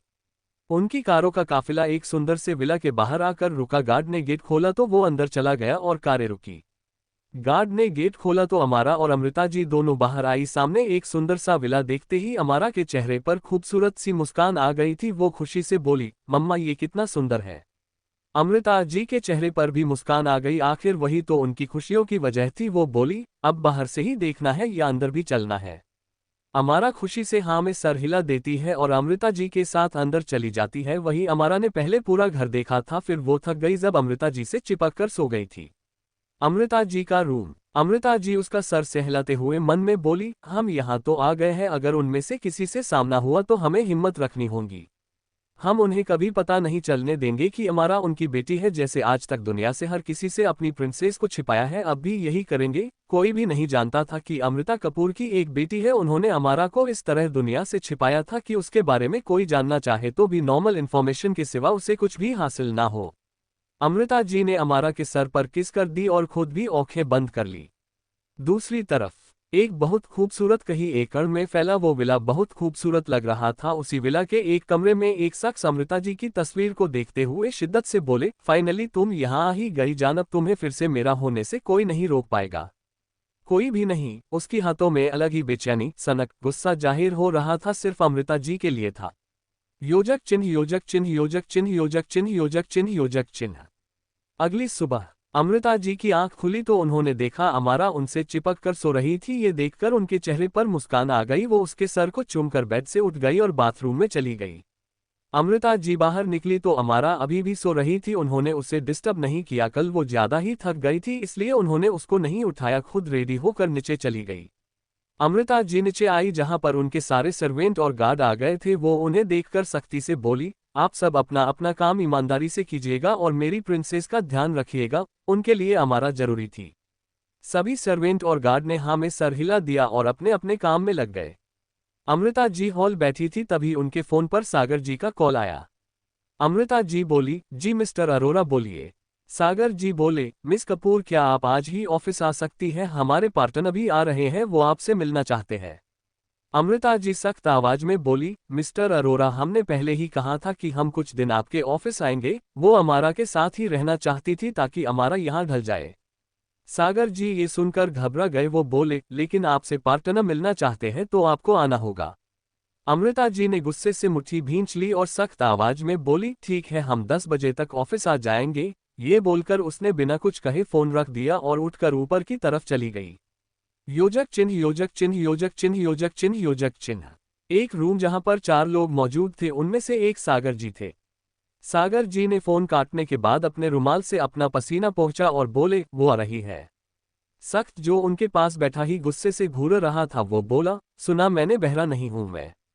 जय अब तो गुस्सा ठंडा कर ले आ रही है ना वो, एक और आदमी की आवाज आई। शख्स ये सुनकर बोला, इतनी जल्दी गुस्सा शांत नहीं होगा अरविंद। 18 साल तड़पा हूं मैं उसके लिए, उसने क्या किया, मुझे धोखा दिया, जिंदा होते हुए वो मेरे पास नहीं आई, क्या उसे मेरी और आरव की तकलीफ और तड़प का पता नहीं चला, धोखा दिया उसने मुझे छोड़कर उसने अपनी अलग दुनिया बसा ली। नहीं होगा मुझसे गुस्सा शांत, लेकिन करना पड़ेगा जय, खुद को शांत कर कर ही तुम अमृता से मिलना पड़ेगा। शख्स ये सुनकर बोला, बिल्कुल नहीं, वो आपने मृत्यु से नहीं बल्कि मृत्युंजय प्रताप सिंह से मिलेगी। उनकी बात पर सागर जी और अरविंद जी दोनों चुप हो गए थे। उन्होंने उसकी तड़प, तकलीफ, गुस्सा सब साथ रहकर महसूस किया था। योजक चिन्ह योजक चिन्ह योजक चिन्ह योजक चिन्ह योजक चिन्ह योजक चिन्ह। अमृता जी ने अमारा को नींद से जगाया और उसे रेडी होने का बोला कर नीचे ब्रेकफास्ट बनाने चली गई। अमारा रेडी होकर नीचे आई, फिर अमृता जी और उसने दोनों ने खाना खाया। वही अमृता जी साथ ही अमारा को बहुत सारी हिदायतें दे रही थी और अमारा क्यूट क्यूट मुंह बनाकर उन्हें देख रही थी, जिसे देखकर अमृता जी मन में बोली, आपके साथ नहीं होते हुए भी आपकी निशानी हर पल मुझे आपकी मौजूदगी का एहसास कराती है। ये सोचकर उन्होंने सर झटका और अमारा को किस कर ऑफिस के लिए निकल गई। अमारा उनके जाने के बाद सोचने लगी कि वो अपने मम्मा डेरा को कैसे मिलवाए। योजक चिन्ह योजक चिन्ह योजक चिन्ह योजक चिन्ह योजक चिन्ह। अरोरा कंपनी। एक साथ 4 कारें आकर रुकी, उसमें से सबसे पहले गार्ड बाहर आए और एक गार्ड ने गेट खोला तो अमृता जी बाहर आई, उनके साथ ही उनके असिस्टेंट सुदामा जी भी थे। अमृता जी और सुदामा जी दोनों अंदर की तरफ चले गए तो उन्हें सागर जी के असिस्टेंट प्रवीण जी गेट पर ही मिल गए। वो उन दोनों को लेकर लिफ्ट से होते हुए सबसे ऊपर वाले फ्लोर की तरफ चले गए, जहां पर आज की मीटिंग होनी थी। योजक चिन्ह योजक चिन्ह योजक चिन्ह योजक चिन्ह योजक चिन्ह योजक चिन्ह। मीटिंग रूम के अंदर यहाँ 3 लोग मौजूद थे। सागर अरोरा कंपनी के मालिक, एक सफल बिजनेसमैन, शांत स्वभाव के इंसान है ये। दूसरे अरविंद सिंह राजपूत, उम्र यही कोई 45-50 के आसपास होंगी, दिखने में अभी भी जवान है। बाहर वालों के लिए एकदम सख्त इंसान, लेकिन अपने परिवार से बहुत प्यार करने वाले हैं। ये बिजनेस इंडस्ट्री में एक सफल बिजनेस है जिनका मुकाबला करना बहुत मुश्किल है। मृत्युंजय प्रताप सिंह ट्रैवल इंडस्ट्री के ऑनर और साथ ही कहीं नेशनल इंटरनेशनल कंपनी के ऑनर थे। इनकी उम्र 45 साल थी, लेकिन अपनी उम्र से जवाब ही लगते थे। गुस्सा तो इनकी नाक पर रहता है, हमेशा सख्ती में ही रहते हैं। सागर जी, अरविंद जी, मृत्युंजय जी, तीनों के तीनों बिजनेस इंडस्ट्री के सफल बिजनेसमैन थे। मृत्युंजय जी गेट की तरफ देखते थे, उन्हें अमृता जी का बेसब्री से इंतजार था। उनकी नजरों में गुस्सा, मोहब्बत, नाराजगी, बेचैनी सब दिख रही थी। अरविंद जी मृत्युंजय जी को देखकर बोले, तुम्हारा इंतजार खत्म होने वाला है जय। मृत्युंजय जी ये सुनकर फीका मुस्कुराते हुए बोला, ये भी मैंने ही चाहा है, अगर वो चाहती तो ये दूरियां ही नहीं आती। सागर जी ये सुनकर बोले, जय, हालत हर पल एक से नहीं होते हैं। मृत्युंजय जी हाँ में सर हिलाते हुए बोले, हालत अब चाहे कैसे भी हो, उसे अब खुद से दूर नहीं जाने दूंगा। अरविंद जी ये सुनकर बोले, जय, उस वक्त हालत सही नहीं थे, लेकिन अब है तो तुम अब सोच समझकर काम लेना। मृत्युंजय जी हाँ में सर हिलाते हुए बोले, इस बार मेरा रिश्ता सिर्फ मेरा होगा। अरविंद जी और सागर जी ने हाँ में सर हिला दिया। सागर जी उन दोनों को चुप देख कर डरते हुए बोले, तुम लोगों को मिलने की जल्दी है, लेकिन मुझे लग रहा है मेरी मौत करीब आ रही है। उन्हें अमृता जी से बहुत डर लगता था। मृत्युंजय जी जो सुन रहे थे वो सख्त आवाज में बोले, कहा ना कि तुम्हें कुछ नहीं होने दूंगा। सागर जी अरविंद जी और मृत्युंजय जी को देखकर बोले, अगर मुझे कुछ हुआ ना, उसके जिम्मेदार तुम दोनों ही होंगे। दोनों के दोनों खड़ूस इंसान। अरविंद जी और मृत्युंजय जी ने उन्हें गुस्से से घूरा तो वो हड़बड़ाकर चुप हो गए। मृत्युंजय उन्हें घूर रहे थे, तभी उन्हें एक अलग ही एहसास होने लगे, खुशी महसूस होने लगी थी, दिल की धड़कनें बढ़ गई थी। वो गहरी गहरी सांस लेने लगे, जिसे देखकर अरविंद जी फिक्र से बोले, जय, तुम ठीक हो। मृत्युंजय जी ये सुनकर हाँ में सर हिलाते हुए मुस्कुराते हुए बोले, इस दिल की रानी आ रही है, इसलिए ये कुछ ज्यादा ही धड़क उठा। उन्हें एहसास था कि अमृता जी उनके करीब आ रही है। अरविंद जी और सागर जी मुस्कुरा उठे थे। वही चर की आवाज आई, जिसे सुन जर मृत्युंजय जी ने अपनी कुर्सी घुमा ली थी। अब आगे मृत्युंजय जी ये सुनकर हाँ में सर हिलाते हुए मुस्कुराते हुए बोले, इस दिल की रानी आ रही है इसलिए ये कुछ ज्यादा ही धड़क उठा। उन्हें एहसास था कि अमृता जी उनके करीब आ रही है। अरविंद जी और सागर जी मुस्कुरा उठे थे। वही चर की आवाज आई जिसे सुन जर मृत्युंजय जी ने अपनी कुर्सी घुमा ली थी। अरविंद जी और सागर जी ने सामने देखा जहां गेट प्रवीण जी ने खोला था और तभी वहां से एक खूबसूरत सी औरत छलकर आई जिसने सिंपल सी साड़ी पहनी रखी थी। खुले बाल, वो और कोई नहीं अमृता जी थी। अमृता जी अंदर आई, उनके पीछे प्रवीण और सुदामा जी भी आए। अमृता जी आगे आई और सागर जी को देखकर सख्त आवाज में बोली, मिस्टर अरोरा जल्दी से अपने पार्टनर से मिलवाइए। वो जल्द से जल्द यहाँ से जाना चाहती थी, उन्हें पता नहीं क्यों बेचैनी हो रही थी। सागर जी हड़बड़ा गए, वही अरविंद जी भी चुप ही रहे। इतनी भी क्या जल्दी है मिसेस अमृता? मृत्युंजय प्रताप सिंह, एक सख्त आवाज उस मीटिंग रूम में गूंज उठी थी। अमृता जी की आंखों में नमी आ गई थी, उनके कदम लड़खड़ा गए थे लेकिन उन्होंने टेबल को पकड़ लिया था। मृत्युंजय जी ने सागर जी, अरविंद जी को इशारा किया तो उन्होंने हाँ में सर हिला दिया और उठकर प्रवीण जी और सुदामा जी को जबरदस्ती अपने साथ बाहर ले गए। अमृता जी उनकी आवाज सुनकर इस कदर सुन हो गई थी कि उन्हें होश भी नहीं रहा था कि सब बाहर चले गए हैं। मृत्युंजय जी चेयर पर बैठे हुए ही अमृता जी की पिठ को देखते हुए सख्त मगर गुस्से से बोले, क्या हुआ मिसेस मृत्युंजय? उनकी आवाज से अमृता जी जैसे नींद से जागी हो। उन्होंने गहरी गहरी सांस लेकर खुद को कंट्रोल करने लगी, मन में बोली, नहीं नहीं अम्मू, कमजोर नहीं पड़ना है, तुम बहुत स्ट्रांग हो, प्रिंसेस भी तुम्हारे साथ सामना करो। अमृता, तुम अपनी प्रिंसेस का पता नहीं चलने दे सकती हो, हिम्मत से काम लो। खुद को हिम्मत देने लगी थी वो, किसी भी कीमत पर अमारा का पता नहीं चलने दे सकती थी। मृत्युंजय जी जो उनकी पिठ को ही देख रहे थे, उनके कोई जवाब न देने पर वो अपनी जगह से खड़े हुए और बिल्कुल उनके पीछे खड़े हो गए और बोले, मिसेस मृत्युंजय मेरी तरफ देखिए। अमृता जी की सांसें तेज हो गई थी, उनकी करीबी से यही वो शख्स था जिससे एक वक्त पर उन्होंने बेइंतहा मोहब्बत की थी और अब वो उनसे हद से ज्यादा नफरत करती है। यही सोचकर वो गुस्से से पीछे पलटी। एक पल को उनको इतने करीब देखकर हड़बड़ाई जरूर थी लेकिन उन्हें देखकर गुस्सा कम नहीं हुआ था। अमृता जी गुस्से से बोली, मिस्टर मृत्युंजय प्रताप सिंह, हम अमृता कपूर है। मृत्युंजय जी ये सुनकर उनके बिल्कुल करीब आकर गुस्से से बोले, सच्चाई से भागना आपकी पुरानी आदत है मिसेस मृत्युंजय। अमृता जी ये सुनकर फीका मुस्कुराते हुए गुस्से से बोली, और गलतफहमी में रहना आपकी मिस्टर मृत्युंजय प्रताप सिंह। वो उन्हें सामने देखकर कमजोर पड़ रही थी। मृत्युंजय जी ये सुनकर सख्ती मगर नरमी से बोले, मोहब्बत में भी था कभी मैं तुम्हारी, वो नहीं दिखा था। अमृता जी ये सुनकर गुस्से से बोली, मोहब्बत नहीं बस एक नशा थी मैं आपका, जो बहुत सालों पहले उतर चुका था। मृत्युंजय जी ये सुनकर सख्ती से बोला, बिल्कुल नहीं, मेरा वो नशा हो तुम जो कभी नहीं उतर सकता। अमृता जी ये सुनकर नफरत से बोली, लगता है आजकल आपकी बीवी आपसे दूर है, इसलिए ही तो किसी दूसरी औरत। वो आगे बोलती उससे पहले ही मृत्युंजय जी गुस्से से उनके पास आकर उनकी कमर में एक हाथ डालकर दूसरे हाथ से उनका मुंह बंद कर दिया और गुस्से से बोले, खबरदार ये शब्द भी निकाला तो। उन्हें बहुत गुस्सा आया था। अमृता जी उनका हाथ अपने मुंह से हटाती हुई गुस्से से बोली, अब क्या हो गया? यही वो लफ्ज था जो आपने और आपकी फैमिली ने मुझे कहा था, भूल गए आप? लगता है उम्र के साथ यादाश्त भी कमजोर हो गई है।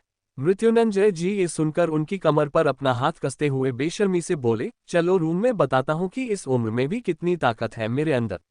अमृता जी ये सुनकर नफरत से बोली, लगता है आजकल आपकी बीवी आपको सुख नहीं दे रही है, इसलिए किसी दूसरी औरत को ये बोलना पड़ रहा है।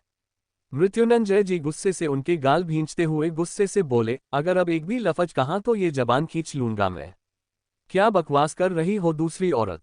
हाँ, मेरी पहली और आखिरी बीवी तुम ही थी, हो और रहोगी। अमृता जी ये सुनकर मुंह हिलाने की कोशिश करने लगी ताकि उनका हाथ उनके मुंह से हट जाए लेकिन ऐसा नहीं हुआ था। मृत्युंजय उनके गालों को दबाते हुए सख्ती से बोले, मुझसे दूर जाकर मुझे तड़पा कर तुम्हें चैन नहीं मिला जो अब ये बकवास कर रही हो। अमृता जी अपने दोनों से उनके हाथ छुड़ाकर गहरी सांस लेते हुए गुस्से से बोली, बकवास बंद कीजिए अपनी और दूर रहिए मुझसे। आपके छूने से घिन आ रही है मुझे। वो शख्स जब तक उनका था उस पर जान कुर्बान थी लेकिन जिस पल इस शख्स ने उनकी जगह किसी और को दी वो इनके दिल से उतर गया था। शायद मृत्युंजय जी ने जैसे ही ये सुना उनका दिमाग गुस्से से गर्मा गया था, उन्हें बर्दाश्त नहीं हो रहा था, शदीद गुस्सा आ रहा था। पहले तो ये औरत उन्हें और उनके बेटे को छोड़कर चली गई, खुद को मरा हुआ साबित कर दिया, और जब उन्हें 3 महीने पहले उनके बारे में पता चला उन्होंने उन्हें वापस लाने के लिए क्या कुछ नहीं किया और उन्हें ये सुनने को मिल रहे हैं। अमृता जी एक पल को उनकी लाल आंखें देख जर डर गई थी लेकिन उन्हें अभी हिम्मत नहीं हारनी थी वरना ये इंसान उन्हें काबू कर लेगा। अमृता जी वहां से जाने लगी तभी वहां एक भयानक आवाज गूंज उठी जिसकी गूंज बाहर तक गई थी।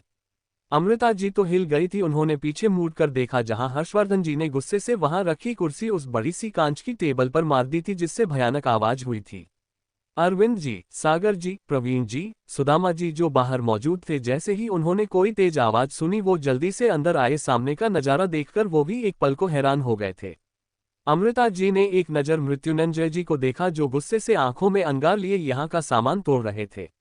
उन्होंने उस पर से नजरें हटा ली और सागर जी की तरफ देख सर्द आवाज में बोली, सागर अरोरा, मेरे अतीत को मेरे सने लाने की बहुत भारी कीमत चुकानी पड़ेगी। ये बोलकर वो उस केबिन के गेट की तरफ चली गई थी। मृत्युंजय जी वो हैरान थे जो उनकी एक तकलीफ पर तड़प उठती थी लेकिन आज उन्हें इतने दर्द और तड़प में छोड़कर जा रही है। हाँ, उनकी गलती थी जिसकी सजा वो भुगत चुके हैं। मृत्युंजय दर्द भरी आवाज में बोले, जान तुम्हें मेरी दर्द और तकलीफ से फर्क नहीं पड़ता। ये सुनकर आगे बढ़ती हूँ अमृता जी के कदम थम गए। वो कुछ सोचकर पीछे घूमी और उन्हें देखकर फीका मुस्कुराती हुआ बोली, पहले बहुत पढ़ता था लेकिन अब बिल्कुल भी नहीं पता है क्यों। क्योंकि आपने और आपकी दोनों फैमिली ने मेरे साथ जो किया है ना, उसके बाद इस कदर दिल दिमाग से उतर चुके हैं ना कि अगर मेरे सामने मर भी रहे हो तो मुझे फर्क ना पड़े। ये बोलने में उन्हें तकलीफ हो रही थी। वो कभी अतीत से सामना नहीं करना चाहती थी लेकिन आज हो रहा है, लेकिन वो हिम्मत नहीं हारेगी। मृत्युंजय जी के कदम लड़खड़ा गए थे। उन्हें ये शब्द सुनकर बहुत दुख तकलीफ हो रही थी। वो दर्द भरी आवाज में बोली, क्या हमारे बेटों से भी फर्क नहीं पड़ता? हम सब की गलती की सजा उसे क्यों दे रही ही? ये सुनकर अमृता जी की आंखों से आंसू निकलकर उनके गालों पर आ गए थे। वो लंबे कदम भरते हुए बाहर चली गई। वही सुदामा जी भी चले गए। मृत्युंजय जी अपनी कुर्सी पर बैठ गए थे। उनकी आंखों में दर्द तड़प दिख रही थी जिसे देखकर अरविंद जी और सागर जी समझ रहे थे। मृत्युंजय जी के कदम लड़खड़ा गए थे। उन्हें ये शब्द सुनकर बहुत दुख तकलीफ हो रही थी। वो दर्द भरी आवाज में बोली, क्या हमारे बेटों से भी फर्क नहीं पड़ता? हम सब की गलती की सजा उसे क्यों दे रही ही? ये सुनकर अमृता जी की आंखों से आंसू निकलकर उनके गालों पर आ गए थे। वो लंबे कदम भरते हुए बाहर चली गई। वही सुदामा जी भी चले गए। मृत्युंजय जी अपनी कुर्सी पर बैठ गए थे। उनकी आंखों में दर्द तड़प दिख रही थी जिसे देखकर अरविंद जी और सागर जी समझ रहे थे। योजक चिन्ह योजक चिन्ह योजक चिन्ह योजक चिन्ह योजक चिन्ह योजक चिन्ह योजक चिन्ह योजक चिन्ह। अमृता जी उस कंपनी से निकलकर सीधे अपने विला के लिए निकल गई थी। वो जैसे ही विला में आई, उनके कानों में अमारा के खिलखिलाने की आवाज आई जिससे उनके चेहरे पर मुस्कान आ गई थी। वही अमारा की नजर भी उन पर गई। वो खुशी से बोली, जान। अमृता जी को वो प्यार से जान ही कहती थी। अमृता जी उसे देखकर प्यारी सी आवाज में बोली, बोलो जान की जान। अमारा खुशी से बोली, मम्मा हम घूमने कब चलेंगे? अमृता जी ये देखकर बोली, प्रिंसेस 3-4 दिन में। अमारा ने क्यूटली हाँ में सर हिला दिया और अमृता जी के साथ मस्ती में लग गई थी। वही अमृता जी एक पल को अपना दर्द भूल गई थी। योजक चिन्ह योजक चिन्ह योजक चिन्ह योजक चिन्ह योजक चिन्ह। अगले दिन अरोरा कंपनी। अमृता जी को प्रोजेक्ट कंप्लीट करने के लिए यहाँ एक केबिन दे दिया गया था। वो वही बैठी अपना काम कर रही थी। वो जल्द से जल्द ये प्रोजेक्ट कंप्लीट कर जाना चाहती थी। उन्होंने अपना नुकसान करवाकर पीछे हटना भी चाहा था लेकिन उनके द्वारा साइन किए गए पेपर की वजह से वो ऐसा नहीं कर सकी थी, इसलिए जी तोड़ मेहनत इस प्रोजेक्ट में कर रही थी, साथ ही बाकी काम भी हैंडल कर रही थी। अमृता जी खुद में ही मग्न थी। तभी उनके केबिन का गेट खुला जिससे उनकी बोहें सिकुड़ गई कि उनकी परमिशन के बिना यहाँ कौन आया। उन्होंने नजरें उठाकर सामने देखा जहां मृत्युंजय जी खड़े चेहरे पर मुस्कान सजाए उन्हें ही देख रहे थे। अमृता जी उन्हें देखकर गुस्से से बोली, आपकी हिम्मत कैसे हुई हमारे केबिन में बिना परमिशन के आने की? उन्होंने उम्मीद नहीं की थी वो फिर से इतनी जल्दी सामने आ जाएंगे। मृत्युंजय जी ये सुनकर उनकी तरफ बढ़ते हुए बोले, जान मैं इस कंपनी में बराबर का हिस्सेदार हूं तो मैं कहीं भी बिना परमिशन जा सकता हूं। वो आराम से चेयर पर बैठ गए थे। अमृता जी ने उनकी हरकत पर गुस्से से मुट्ठी कस ली और बोली, अभी के अभी निकलिए। मृत्युंजय जी उन्हें घूरते हुए बोले, बिल्कुल नहीं जान, मैं कहीं नहीं जा रहा हूं। अगर तुम्हें जाना है तो तुम जाओ। अमृता जी ये सुनकर गुस्से से खड़ी होकर जाने लगी लेकिन मृत्युंजय जी ने उनकी साड़ी का पल्ला पकड़ लिया जिससे उनके कदम रुक गए। वो पीछे मुड़कर उन्हें गुस्से से घूरने लगी तो मृत्युंजय जी उन्हें देखकर मासूम चेहरा बनाकर बोले, वो जान अगर तुम यहाँ से चली गई तो फिर प्रोजेक्ट में और देरी होगी, फिर तुम और ज्यादा वक्त मेरे साथ बिता सको, इसलिए ही ये कर रही हो ना। वो उन्हें इन्फॉर्मेशन दे रहे थे कि उनका यहाँ से जाने से क्या होगा। अमृता जी ने गुस्से से अपना पल्लू छुड़ाया और उन्हें गुस्से से देखते हुए फिर से कुर्सी पर बैठ गई और अपना काम करने लगी। वहीं मृत्युंजय जी आराम से चेयर पर बैठते हुए उन्हें देखने लगे। रिंगरिंग, वहां फोन की रिंगटोन की आवाज गूंज उठी थी। अमृता जी ने देखा ये टेबल पर रखा उन्हीं का फोन बज रहा था। ये देखकर वो एक बारी हड़बड़ा गई। उन्होंने जल्दी से फोन लिया तो ये उनकी प्रिंसेस का नहीं था, जिसे देखकर उन्होंने राहत की सांस ली थी। मृत्युंजय जी ने उनकी सारी हरकत नोट कर ली थी, जिससे उनकी भी भौहें सिकुड़ गई थी कि आखिर ऐसा किसका कॉल आया है। वो बोले, जान तुम्हारा फोन बज रहा है, पिक कर लो। अमृता जी होश में आई और अमारा को मैसेज कर फोन रखते हुए गुस्से से बोली, मैं अंधी बेहरी नहीं हूं। मृत्युंजय जी ये सुनकर उन्हें घूरते हुए बोली, इतना कैसे बदल गई तुम। उनका व्यवहार उनके लिए बिल्कुल अलग था, जो उन्हें नहीं भा रहा था। अमृता जी ये सुनकर फीकी हंसी हंसते हुए बोली, वेल अब इसका सारा क्रेडिट तो आपको और आपकी दोनों फैमिली को जाता है। मृत्युंजय जी ये सुनकर बोले, जान उस फैमिली से एक फैमिली तुम्हारी भी है। अमृता जी ये सुनकर गुस्से से बोली, बिल्कुल भी नहीं, हमारा अब उन लोगों से कोई रिश्ता नहीं है। फिजूल के रिश्ते जोड़ने की आदत नहीं रही अब। मृत्युंजय जी ये सुनकर बोले, जान गलती मेरी थी, उन्हें सजा मत दो। अमृता जी हंसते हुए बोली, हाँ बिल्कुल सही कहा, सारी लगती आपकी थी। आपकी वजह से मैंने अपना परिवार हमेशा हमेशा के लिए खो दिया। अच्छा ही हुआ जो मुझे भी वक्त रहते उनकी सच्चाई पता चल गई कि वो कैसे लोग हैं। मैं भी तो जानूं कि कैसे लोग हैं हम। एक आवाज आई जिससे अमृता जी और मृत्युंजय जी ने सामने देखा। जहां एक आदमी खड़ा था, उसे देखकर अमृता जी की आंखों में गुस्सा छा गया। उन्होंने नजरें फेर ली और गुस्से से बोली, ऐसे मुंह उठाकर किसी के केबिन में नहीं जाते मिस्टर सुधीश बिरला। सुधीश जी ये सुनकर आगे आते हुए बोले, अपनी बहन से मिलने के लिए भी मुझे पूछना पड़ेगा क्या? वो अमृता की भाई थे। अमृता जी ये सुनकर मृत्युंजय जी को देखते हुए नफरत से बोली, ओह तो अब बता दीजिए कि आज इस अमृता की याद कैसे आ गई? ओह शायद पता चल गया होगा कि मेरे पास अब बहुत पैसा है, इसलिए ही आए हो क्या वापस? मृत्युंजय जी ये सुनकर तेज आवाज में बोले, जान उन्हें ये कहना बिल्कुल भी पसंद नहीं आया था। सुधीश जी को ये सुनकर बहुत दर्द हुआ था। वो बोले, अम्मू सुनो तो। अमृता जी गुस्से से बोली, हमारा नाम अमृता कपूर है, जितेंद्र कपूर और जिग्ना कपूर की बेटी। आप जैसे मतलबी लोगों से रिश्ता बहुत पहले तोड़ चुकी हूं मैं, अब दोबारा रिश्ता जोड़ने की कोशिश भी मत कीजिएगा। अब बेवकूफ नहीं हूं मैं जो आपकी चंद मीठे बोल से खुद को आप पर कुर्बान कर दूं। सुधीश जी और मृत्युंजय जी उन्हें देखते ही रह गए थे कि कितनी नफरत और गुस्सा भरा है उनके दिल में। सुधीश जी नर्म आवाज में बोली, अम्मू प्लीज एक बार सुनो तो उस वक्त सिचुएशन। अमृता जी गुस्से से बोली, मिस्टर सुधीश बिरला और मृत्युंजय प्रताप सिंह सोनो के दोनों अभी हमारे केबिन से निकलिए। आपकी शक्ल देखने का या आपकी बकवास झूठी बातें सुनने का मुझे कोई शौक नहीं है। सुधीश जी कुछ बोलने लगे तो मृत्युंजय जी ने नामे सर हिला दिया और अपनी चेयर पर से खड़े होते हुए बोले, जान मुझसे नाराजगी समझ आती है, लेकिन सुधीश। वो आगे बोलते उससे पहले ही अमृता जी उनकी बात काटते हुए गुस्से से बोली, नाराजगी नहीं, नफरत। आपसे और आपके सुधीश से, आप दोनों की फैमिली से नफरत करती हूं, नफरत। मृत्युंजय जी ये सुनकर बिना कुछ बोले सुधीश जी को इशारा कर गेट की तरफ बढ़ गए। वहीं अमृता जी ये देखकर बोली, वो खुद की गलती छिपा कर दूसरों को गिल्ट में डालना तो सिंह और बिरला फैमिली की पुरानी आदत है। मृत्युंजय जी के कानों में भी ये शब्द आए थे, जिसे सुनकर वो बोले, तुम भी इस परिवार का हिस्सा हो। अमृता जी ये सुनकर गुस्से से बोली, बिल्कुल भी नहीं, मैं आपके महान परिवार का हिस्सा तो बिल्कुल नहीं हूं जो अपने बेटी के पति की शादी अपने बेटे की साली से करवाना चाहे, उसका कन्यादान करने खुद आगे आए, अपनी बहू को जलील कर जर्जिल्द देकर उसे घर से बाहर निकाला जाए। ऐसे परिवार का हिस्सा बनने का मुझे कोई शौक नहीं है। अब आप दोनों जा सकते हो और दोबारा अपनी शक्ल मत दिखाना। मृत्युंजय जी ये सुनकर गुस्से से उनकी तरफ आए और उन्हें खींचकर दीवार से लगाकर गुस्से से बोले, कब से बकवास सुन रहा हूं कि अब चुप होंगी अब चुप होंगी, लेकिन नहीं, जबान तो बहुत लंबी चल रही है तुम्हारी। अमृता जी उनसे छुड़ते हुए गुस्से से बोली, क्यों? सच्चाई कड़वी लगी जो मुंह बंद हो गया। प्रिंसेस कॉलिंग, प्रिंसेस कॉलिंग, एक स्पेशल रिंगटोन की आवाज उस केबिन में गूंज उठी थी। अमृता जी की आंखों में डर उतर आया था। वहीं मृत्युंजय जी की नजर उनके चेहरे पर जम गई थी। सुधीश जी जो पिट कर खड़े थे वो भी मूड कर देखने लगे थे। अगर आप इस स्टोरी के आगे के अपडेट्स चाहते हैं तो टेलीग्राम स्टोरी चैनल जरूर चेक करें। वहां मेरे 6 जोड़ यूट्यूब चैनल्स की स्टोरीज भी कंटिन्यू होती हैं। लिंक कमेंट सेक्शन में है। पिन मैसेज जरूर चेक करें। Available on normal story channel. अब आगे। अगले दिन अरोरा कंपनी, अमृता जी के केबिन में। प्रिंसेस कॉलिंग, प्रिंसेस कॉलिंग, एक स्पेशल रिंगटोन की आवाज उस केबिन में गूंज उठी थी। अमृता जी की आंखों में डर उतर आया था। वहीं मृत्युंजय जी की नजर उनके चेहरे पर जम गई थी। सुधीश जी जो पिट कर खड़े थे वो भी मूड कर देखने लगे थे।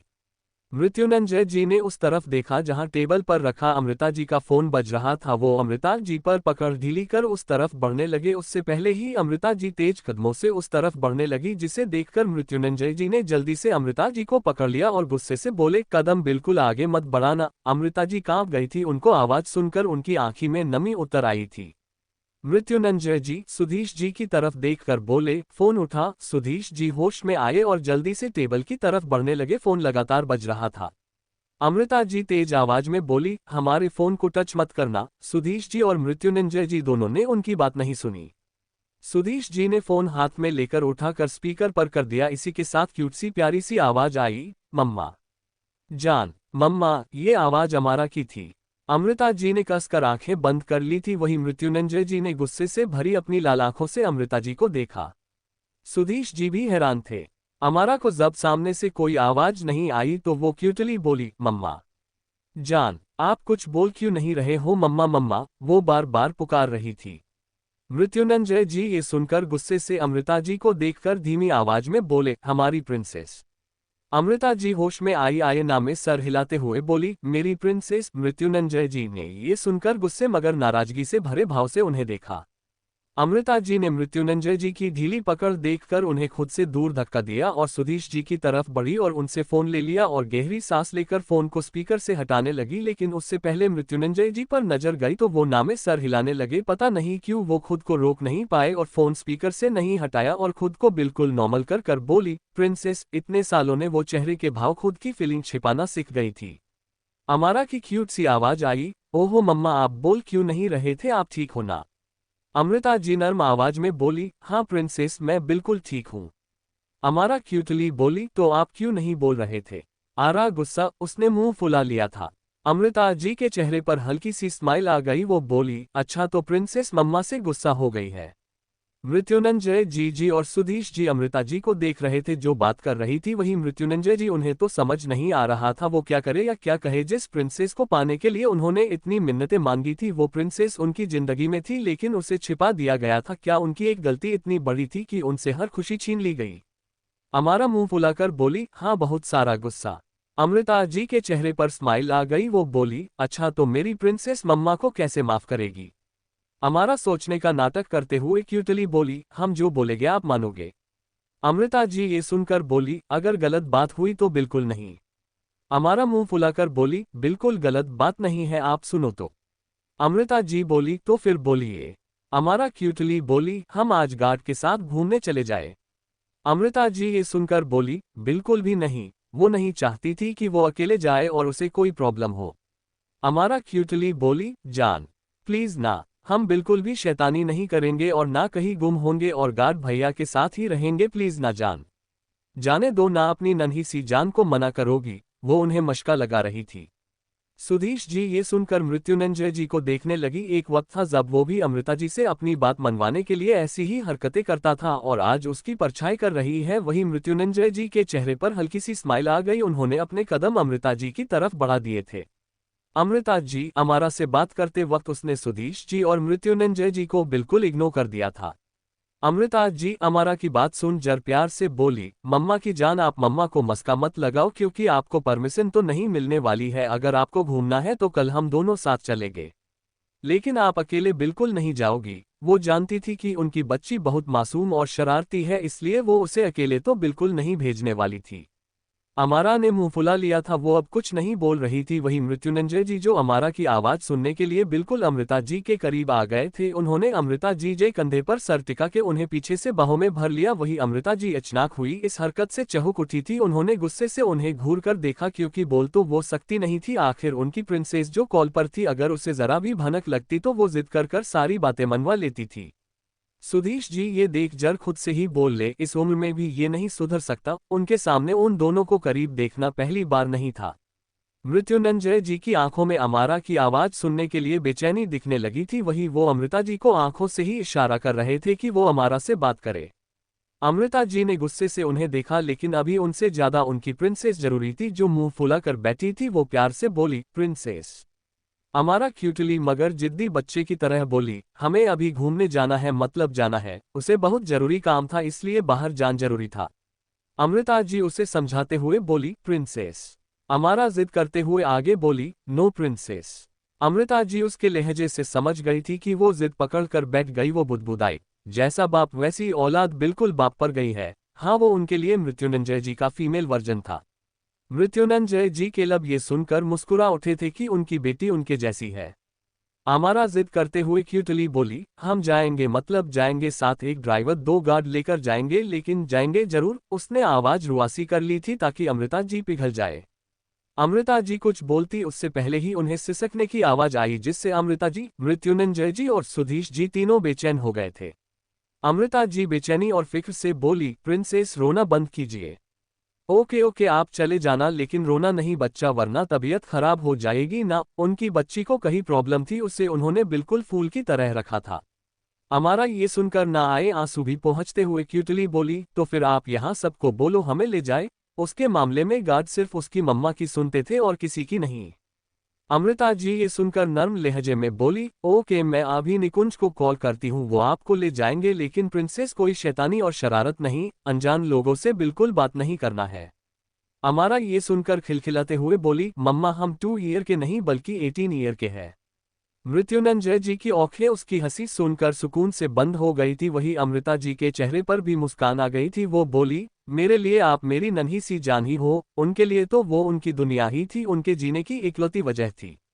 अमारा के चेहरे पर भी सुकून चमकने लगा था। हाँ, रिबोन से पहले उसकी बिल्कुल अलग पर्सनैलिटी थी, क्योंकि वो अकेले थी, लोग बस उसका मतलब के लिए ही साथ देते थे, लेकिन यहाँ अमृता जी उसमें अपनी पूरी दुनिया देखती थी, उसके पास भी जीने की वजह थी, इसलिए वो बिल्कुल वैसे जी रही थी जैसे जीना चाहती थी।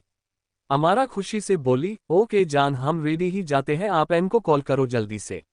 अमृता जी ये सुनकर बोली, ओके बाय, लेकिन तब तक अमारा ने खुशी के मारे फोन ही रख दिया था।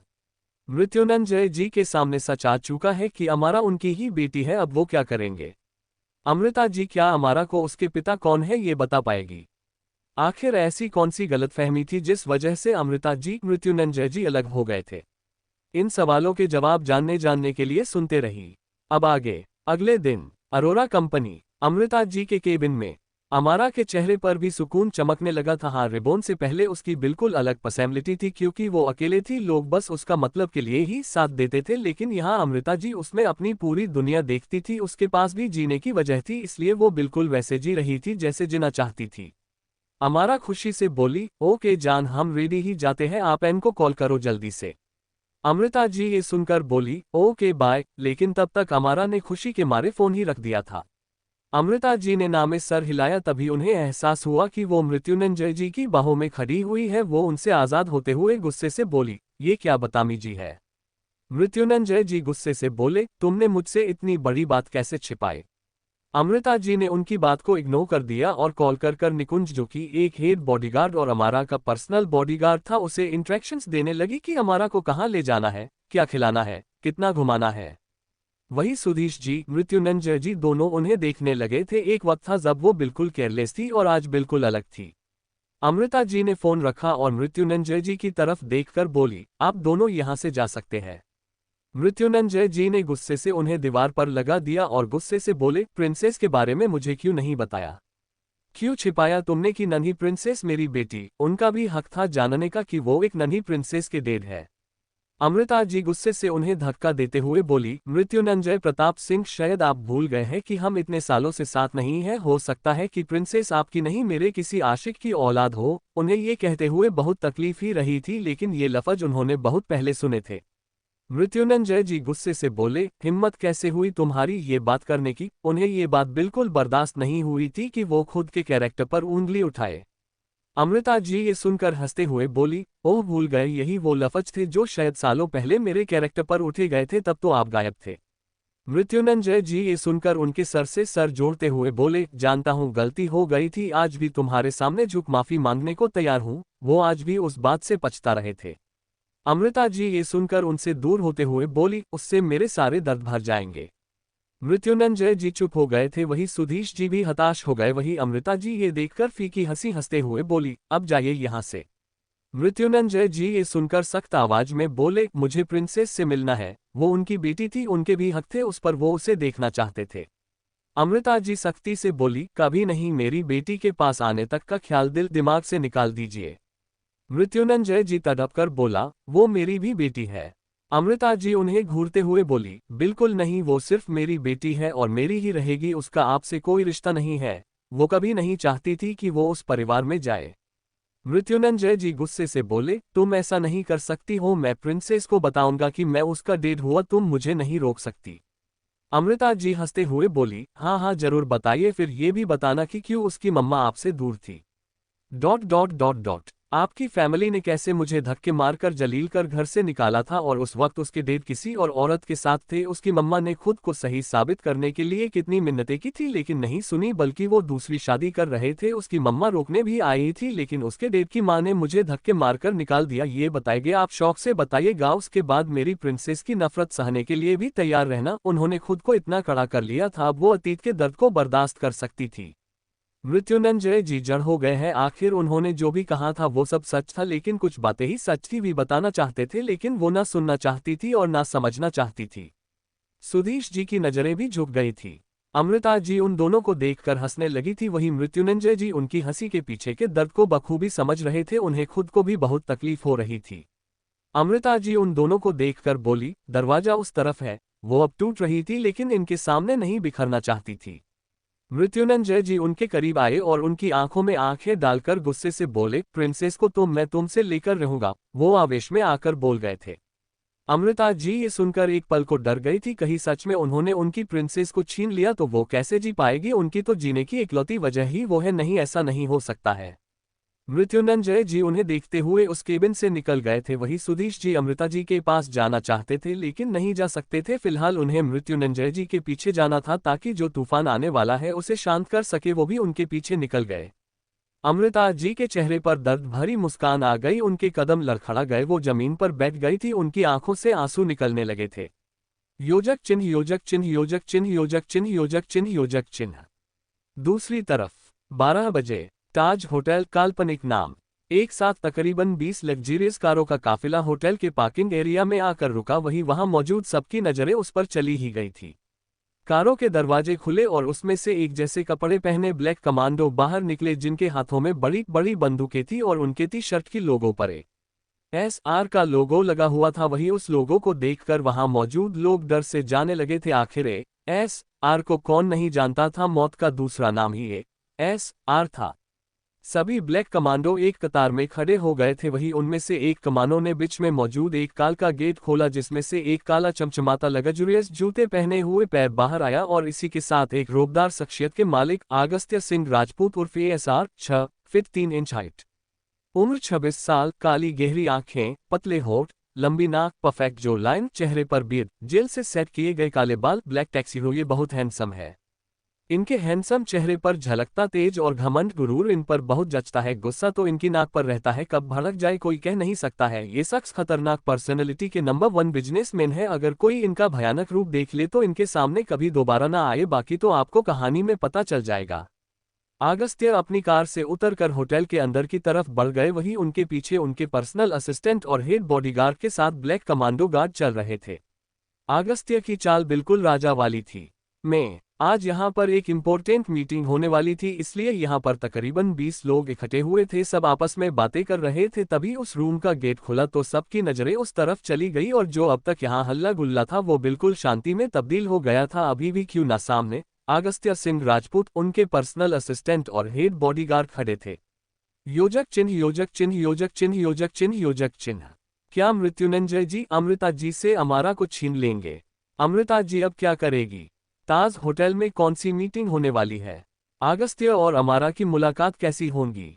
दूसरी तरफ 12:10 बजे ताज होटल, काल्पनिक नाम। एक बड़ी सी सफेद कलर की गाड़ी आकर रुकी। ड्राइवर के पास वाली गाड़ी का गेट खुला, उसमें से एक 30 साल का आदमी बाहर निकला, जो और कोई नहीं निकुंज था। निकुंज ने पीछे की सीट का गेट खोला तो उसमें से अमारा बाहर निकली। अमारा उस होटल को देखते हुए खुशी से बोली, हम यहाँ खाना खाकर फिर मॉल जाएंगे। निकुंज ने हाँ में सर हिला दिया। दोनों होटल के अंदर चले गए थे।